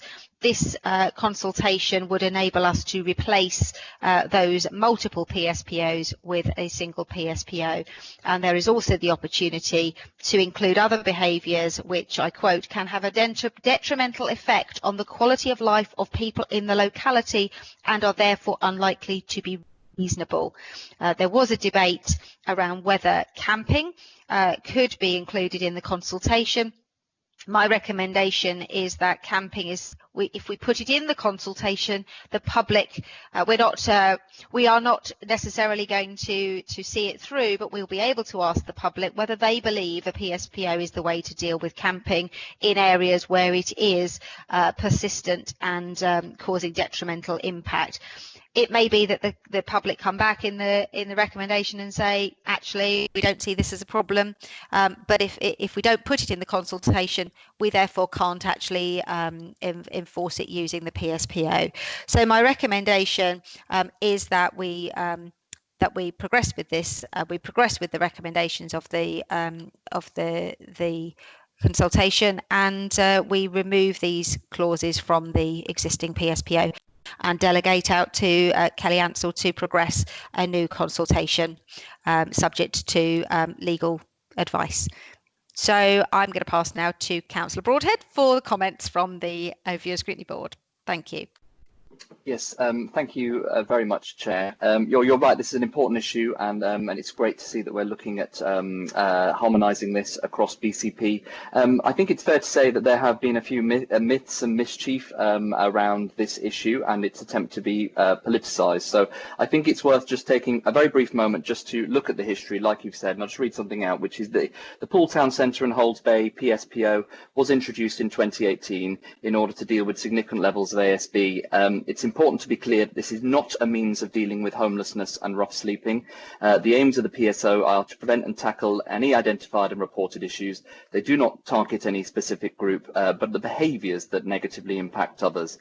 Any enforcement of the PSPO is aligned to support, particularly regarding the street community and vulnerable people. It has provided a means of drawing agencies together to support vulnerable individuals whilst ensuring the community impact of negative behaviours is reduced. There have been only 3 penalty notices that have been served, 1 prosecution, and this is regarded as very positive. The experience is that officers with powers to enforce PSPOs, the PSPO in Poole, achieve very high compliance rates in street engagement.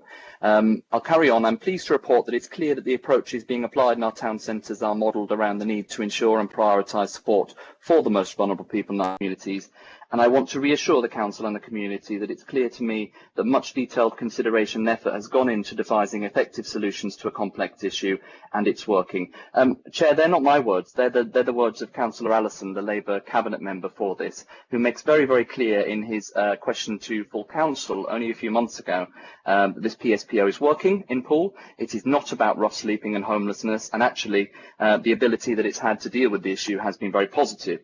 In fact, at that same meeting, Councillor Kieran Wilson, another Cabinet member with responsibilities in this area, said, and I'll quote him again, I would suggest that the PSPO was introduced to tackle street-based behaviour, antisocial behaviour, rather than homelessness.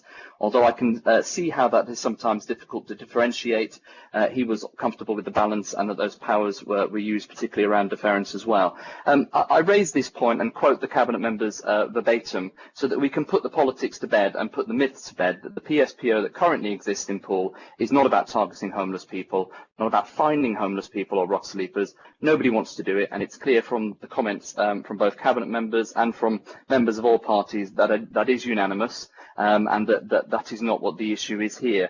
What the issue is here is about how, particularly as we harmonise this PSPO across BCP, should we be keeping those enforcement powers or should we be watering them down? Obviously, the two Cabinet members have been talking about the effect, particularly in prevention, that the current PSPO has had. And I think it's clear, as you've said, Chair, that there was an interesting response from the consultation where, in some aspects, a majority of respondents actually wanted to keep some of these enforcement powers in. So I think it's really clear this isn't a political issue. Nobody wants to target homeless people or rough sleepers. But actually, as the two Cabinet members have said in the past, this is a PSPO that is working. That is why the Overview and Scrutiny Board put forward a recommendation that as we take this to consultation across about extending these powers across BCP, that it would be silly to water down the enforcement abilities that are working. And therefore, the recommendation that came forward was that the Overview and Scrutiny Board recommends to Cabinet that no changes should be made to the existing Poole Town Centre and Halls Bay PSPO.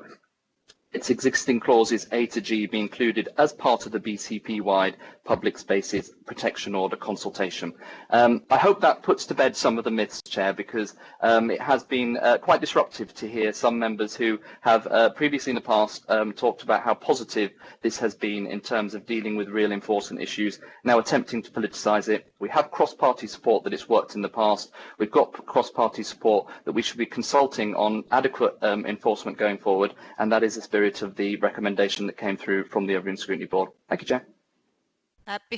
Before we move on, I need to just clarify something there. I don't believe you had cross-party support for the proposal that you put in from the Overview and Scrutiny Board, and there's reference to former cross-party support. I think you'll find that members of the Liberal Democrats who were on the Borough of Poole at the time have never supported this, so there is not cross-party support historically, and there was not cross-party support at the Overview and Scrutiny Board, and we made clear the position. And actually, I think it's also worth mentioning about I think you just described it as political mischief.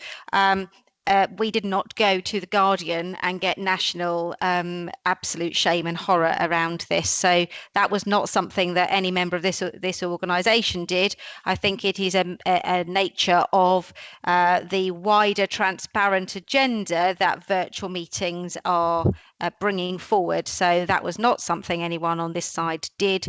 The last thing I want is any national publicity that casts this local authority in a bad light. So that is for the record. Nobody went to the Guardian. The Guardian actually found it because unfortunately they took verbatim comments that were made by members of the opposition in that meeting. Councillor Broadhead, you want to come back, which is absolutely fine, and then we'll go to Councillor Haynes and then Councillor Farquhar.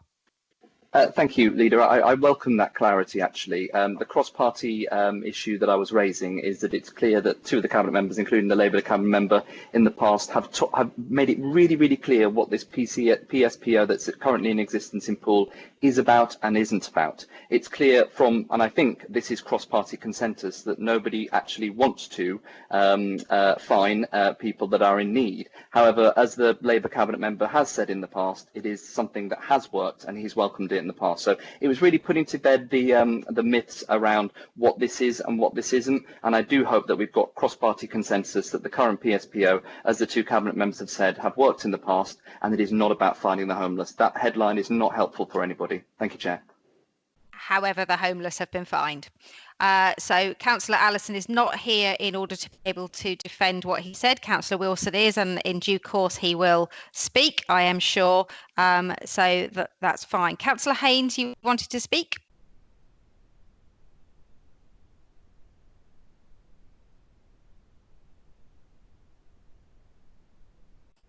Councillor Haynes. Yes, I'm here. Yes. Thank you, Madam Chair. Thank you.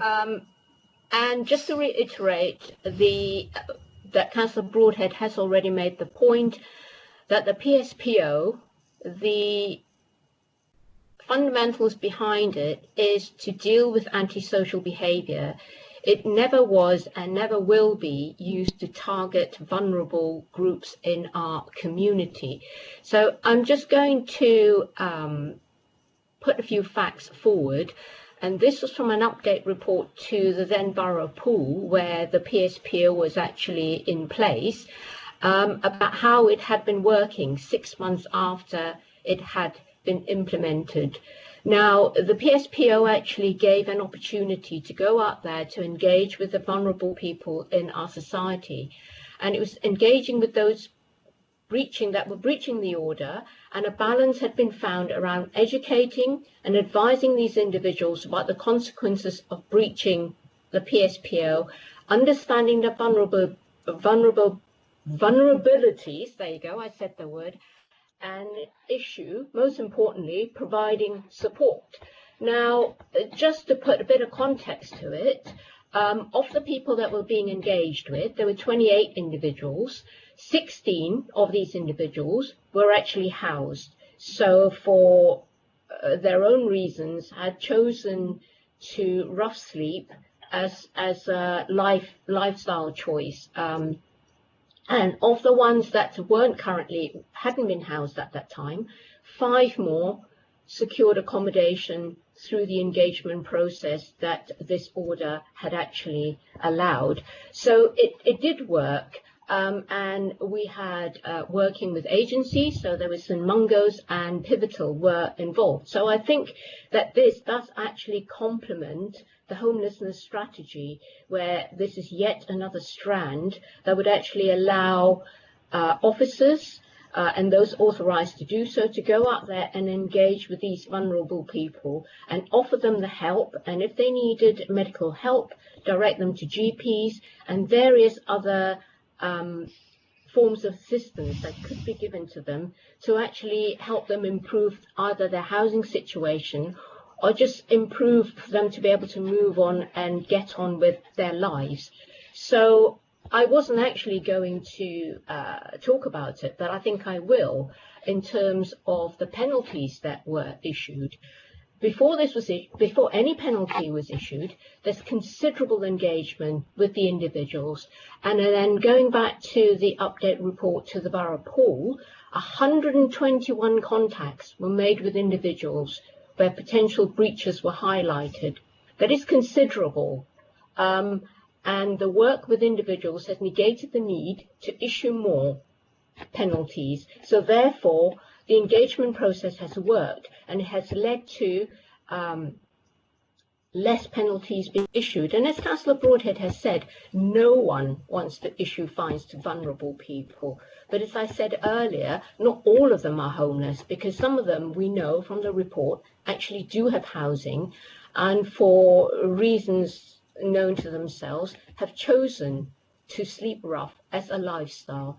So I think that puts some context into it, and that actually it also demonstrates that while it was in operation, it actually did work in pool, because it had actually then led to more people taking housing and also people feeling safer, because people going into the town centre in particular, some were feeling threatened by the presence of belongings being left in doorways and begging and so on and so forth. And I know that we need to look after these vulnerable people. And I think the PSPO has actually achieved that because it had actually given yet another opportunity to go out and engage and provide assistance to the very people that actually need it.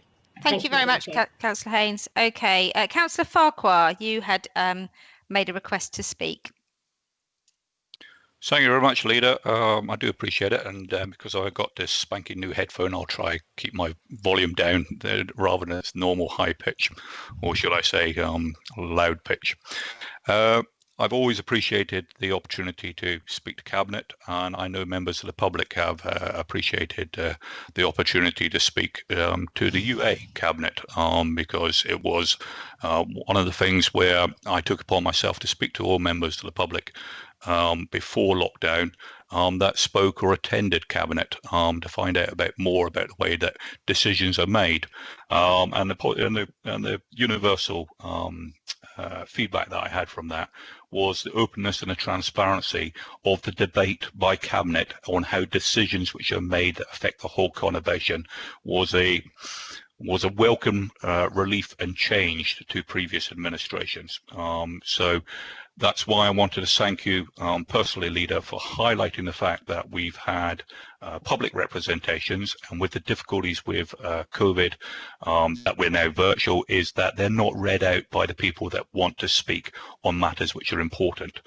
But I wanted to thank you for highlighting that they appear on the internet and on the website so that people can refer to those themselves if this matter is important to them.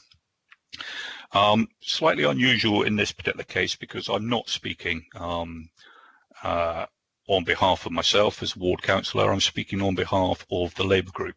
I did consult with the Labour group, and I've put a statement in to the Cabinet in a very similar way to the members of the public would do, but I understand that there will be a mechanism that all Cabinet members will have the opportunity to see that statement, but I don't see it published on the website, and with your indulgence, I'd like to ask that perhaps I get, as Councillor Broadhead did, get the opportunity to read out the statement, and perhaps that it is noted in the minutes or is referred to at some later stage. Would that be possible? For clarity, as long as it doesn't exceed your total 3 minutes you're allowed to speak, you can sing a song if you like. If you want to use that up giving someone else's statement, that is your right. Thank you. I'd like to do that. The BCP Labour Group supports the Cabinet of the Unity Alliance to approve the variation of the Poole Town Centre and Hall Bay's Public Space Protection Order proposal to remove the 4 discriminatory causes, namely B, begging, C, sitting or loitering in a public place with receptacle used to contain monies from the public, D, leaving unattended personal belongings such as bedding or bags, and E, causing an obstruction in shop doorways or car park or public areas such as hallways, stairwells, etc. The BCP Labour Group also understands that being discussed separately is the proposal that a further public consultation is completed in order to consider the implementation of a PSPO covering the whole of the BCP geography, with only the following clauses included: A, drinking alcohol in public while behaving in an antisocial behaviour; B, possession, supply or use of intoxicating substances; and C, behaviour which causes harassment, alarm or distress. The BCP Labour Group urges that the BCP Executive to listen to the recent public consultation and resist the recommendation of the BCP Conservatives via the Overview and Scrutiny Board split vote. The Tories seek to reinstate the discriminatory causes they themselves approved placed in there in early 2018. In attending the ONS Board discussion and debate on this matter, myself did not see or hear any valid reason for the B, C, D and E clauses that have been identified as discriminating against the homeless or rough sleeping to be reinstated. Further to that point, which I raised on Monday the 24th of August, that one of the purposes of the ONS Board is to examine and highlight risk. With the outstanding High Court case supported by the Liberty Organisation, that this case is only paused pending the outcome of the variation on the PSPO to remove the 4 discriminatory clauses that resulted in the case coming before the High Court. This is a very real risk, both financially and reputationally, to the local authority that has not been addressed by the ONS Board. And I welcome, and this is not a statement, I welcome the fact that you provide a clarity as regards the very poor press than which we had in the garden, and the reputation that the hit to the reputation of BCP Council. So from the Labour group, we recommend that 4 clauses are removed as per the paper. Thank you, Leader. Thank you, Councillor Farquhar. I'm now going to move through the Cabinet members, and I am just going to clarify that I will ask Cabinet members to abstain from singing or giving poetry readings, because that was a slightly facetious comment. We do still have a number of items, and this is an incredibly serious matter, and we need to be very clear on what our decision making is. So, Councillor Moore, you were the first to ask to speak on this. Yes, thank you, Leader, and I promise I won't sing. So, as a former pool councillor, I just want to make it clear that I didn't support the original PSPO in Poole Town Centre at the time, and I will certainly not be supporting the ONS board recommendation now. The problem at the time, as is now, is that this is a PSPO as seen as being or perceived as being unfair on homeless people, which doesn't send out the right messages to our residents. At the time, as is now, the churches and the charities were against it. And I also want to make it clear we didn't have CSAS working in the town centre as is being proposed now. I don't like to see professional beggars, and we have had experience of that in Camford Heath, because during lockdown there wasn't enough trade in the town centre in Poole, so they moved into Camford Heath. And we had one at one shopping centre and one at the other shopping centre sitting outside, the only shop that was open, which was supermarkets in both cases. So I do understand where the problems are around professional beggars, but I really don't believe that you're going to stop them like this. You clearly need to address the underlying reasons and help people to change their behaviours in a way that's going to be effective. And I'm also aware that the council is being challenged by Liberty, and I believe that if we were to approve this recommendation by the ONS board, I think BCP Council would be in the High Court within days. I support the recommendations as set out in our Cabinet paper. Thank you. Thank you, Councillor Moore. Councillor Wilson, you're next. Thank you, Leader. Obviously, this doesn't fall under my portfolio, but it does directly affect my portfolio of housing, and more specifically, those in the conurbation who don't have a home and find themselves sleeping rough. Thank you for quoting me. It's always nice to have your words sent back to you. I said that PSPOs can work in addressing antisocial behaviour, and that is why we are keeping a PSPO. However, I don't think that the clauses we are looking to take out do. I feel that the Conservative recommendation put forward not only discriminates against some of the most vulnerable in our area, but also makes very little sense to me.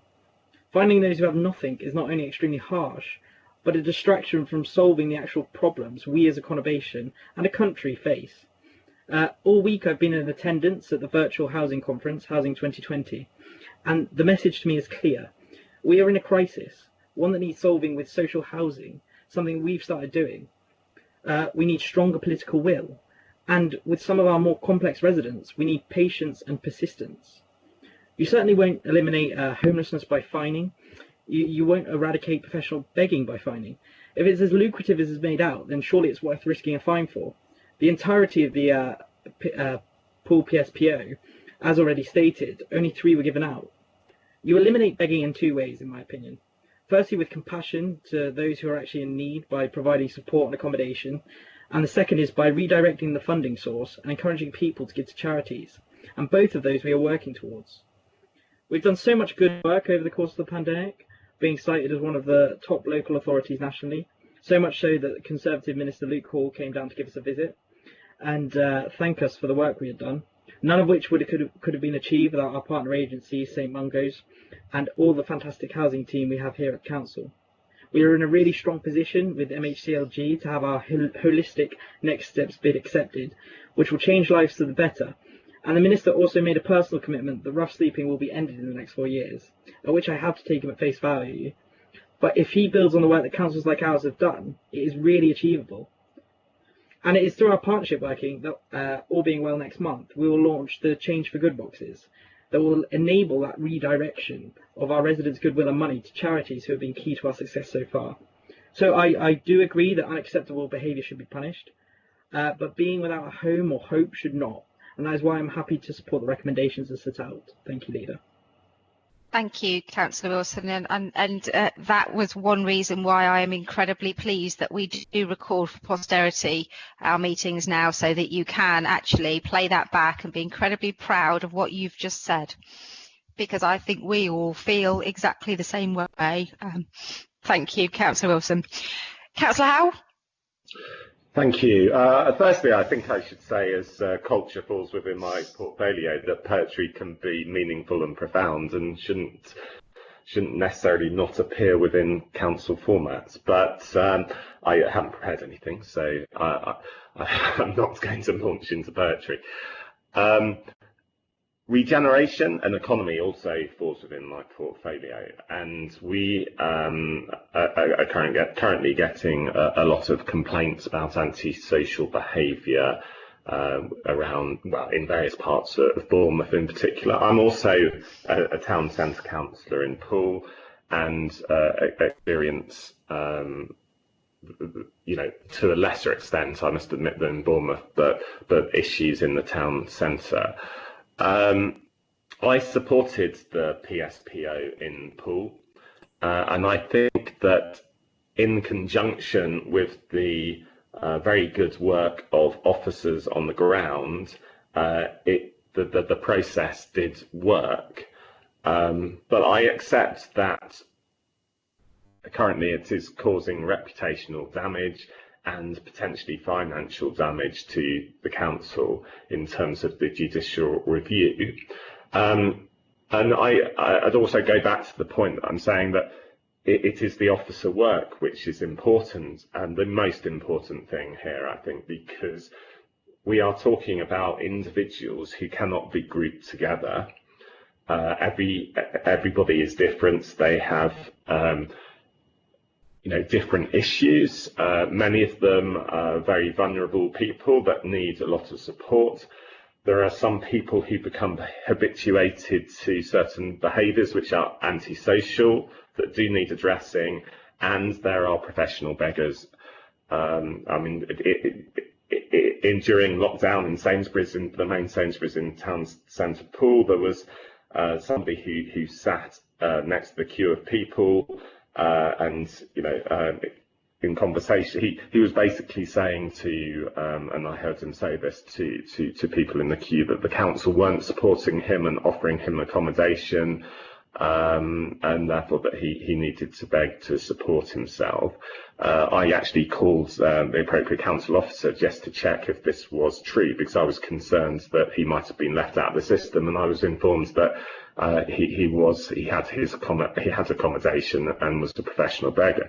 These things drag down our town centres, and also, very importantly, if you allow people to get away with antisocial behaviour and professional begging, it really makes it much more difficult to deal with the rough sleepers who are genuine and need support, because the public don't necessarily differentiate between the two in the same way as we might, and you know, they can become less sympathetic in general to the cause of rough sleepers. And I think what we've done as a council and a cabinet in terms of supporting rough sleepers over COVID in particular has been amazing, and I can congratulate Councillor Wilson on all his efforts to do that.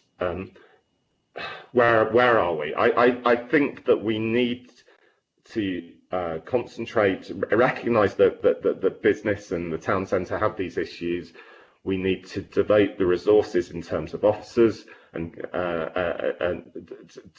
to address it, and then see where we are, because I think that although some of the PSPO powers were helpful, I think the main way of solving these issues is through intensive officer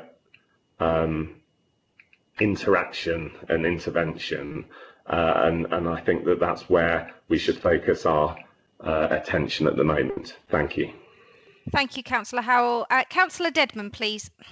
Yes, thank you, Leader. Well, I support this report as set out in the paper. I'm not going to speak long. I applaud the change in approach. I would just point everybody to point 19 in the report, which says what is clear from national research and local engagement is that those who cause street-based antisocial behaviour or beg are some of our most vulnerable individuals. They have a range of complex needs and experience severe and multiple deprivation. I'm glad that it seems that all of us agree with that.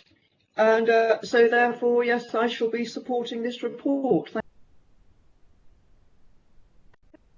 Thank you, Councillor Dedman. I lost the last couple of seconds, but I think you said you would support the report.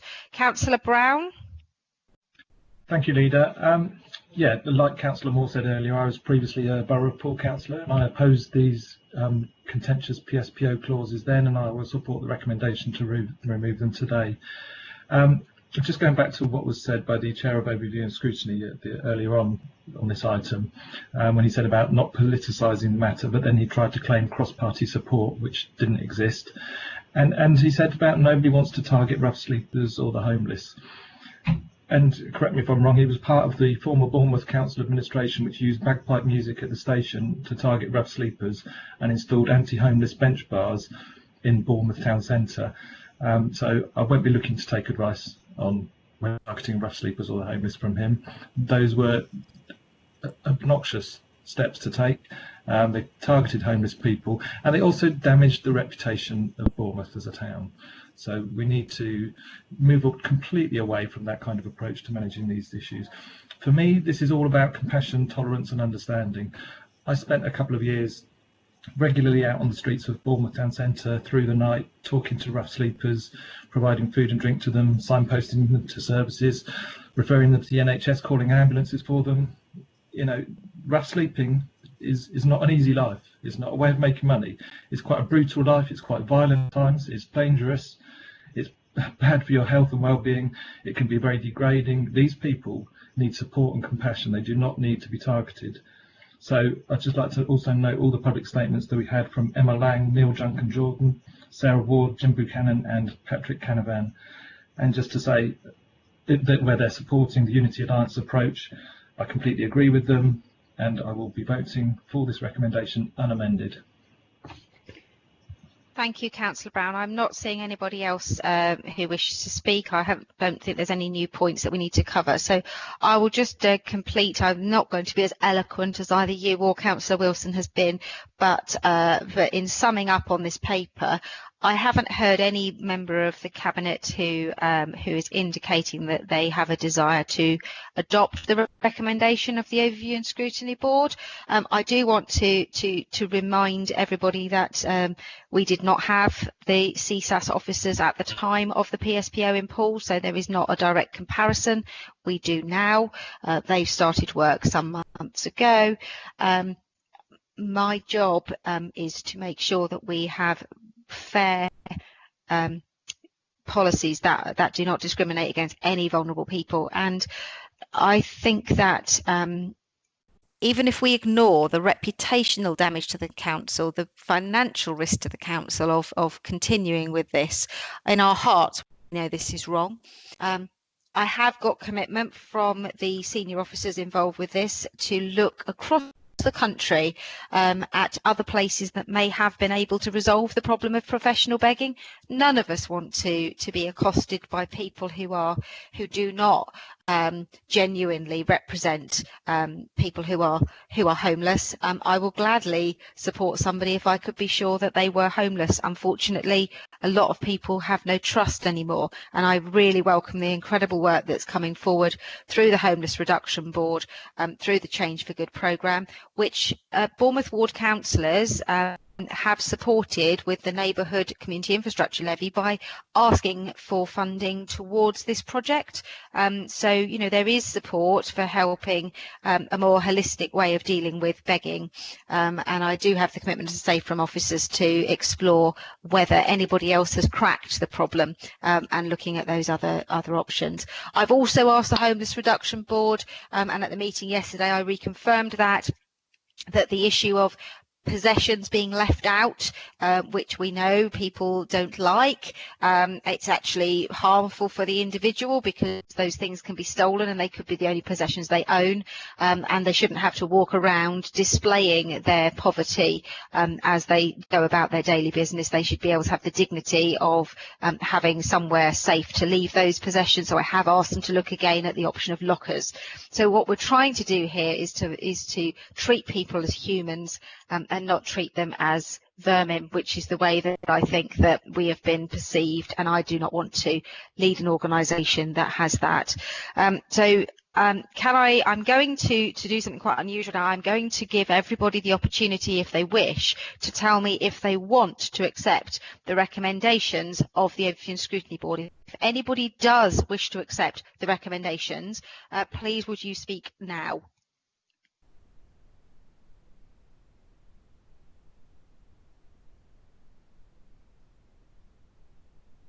I've seen no request to speak. I've seen nobody wishing to accept the recommendations of the Overview and Scrutiny Board. So therefore, I'm going to dismiss those and proceed with, can I now see if there is any dissent from accepting the recommendations that Cabinet are putting forward as the new policy for BCP Council to adopt the changes that have been recommended, and also to give the director the right to go forward with a new consultation to include the changed measures.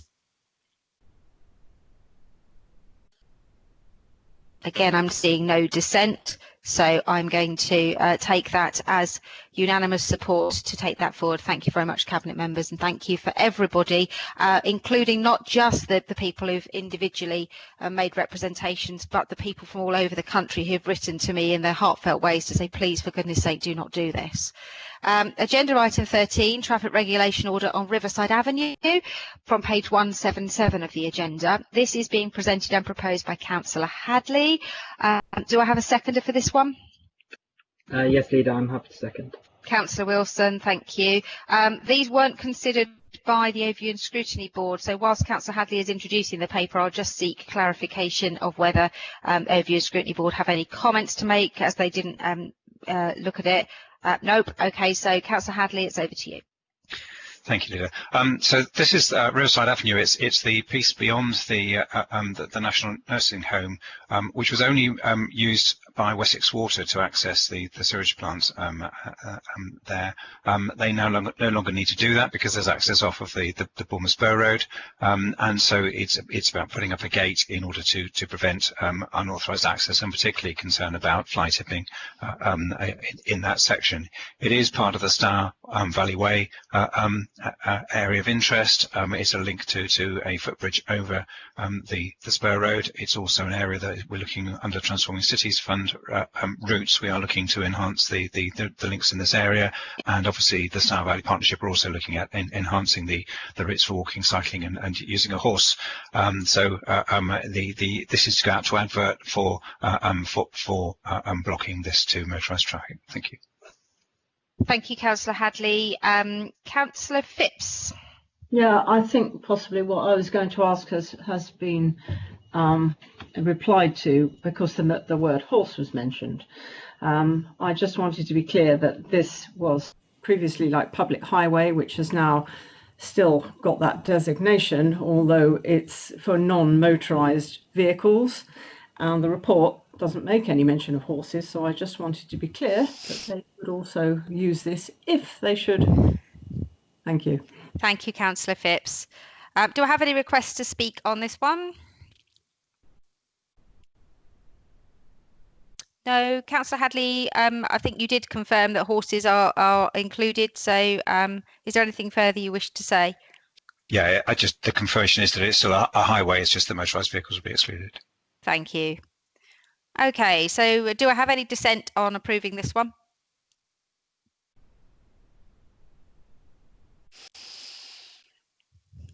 Nope.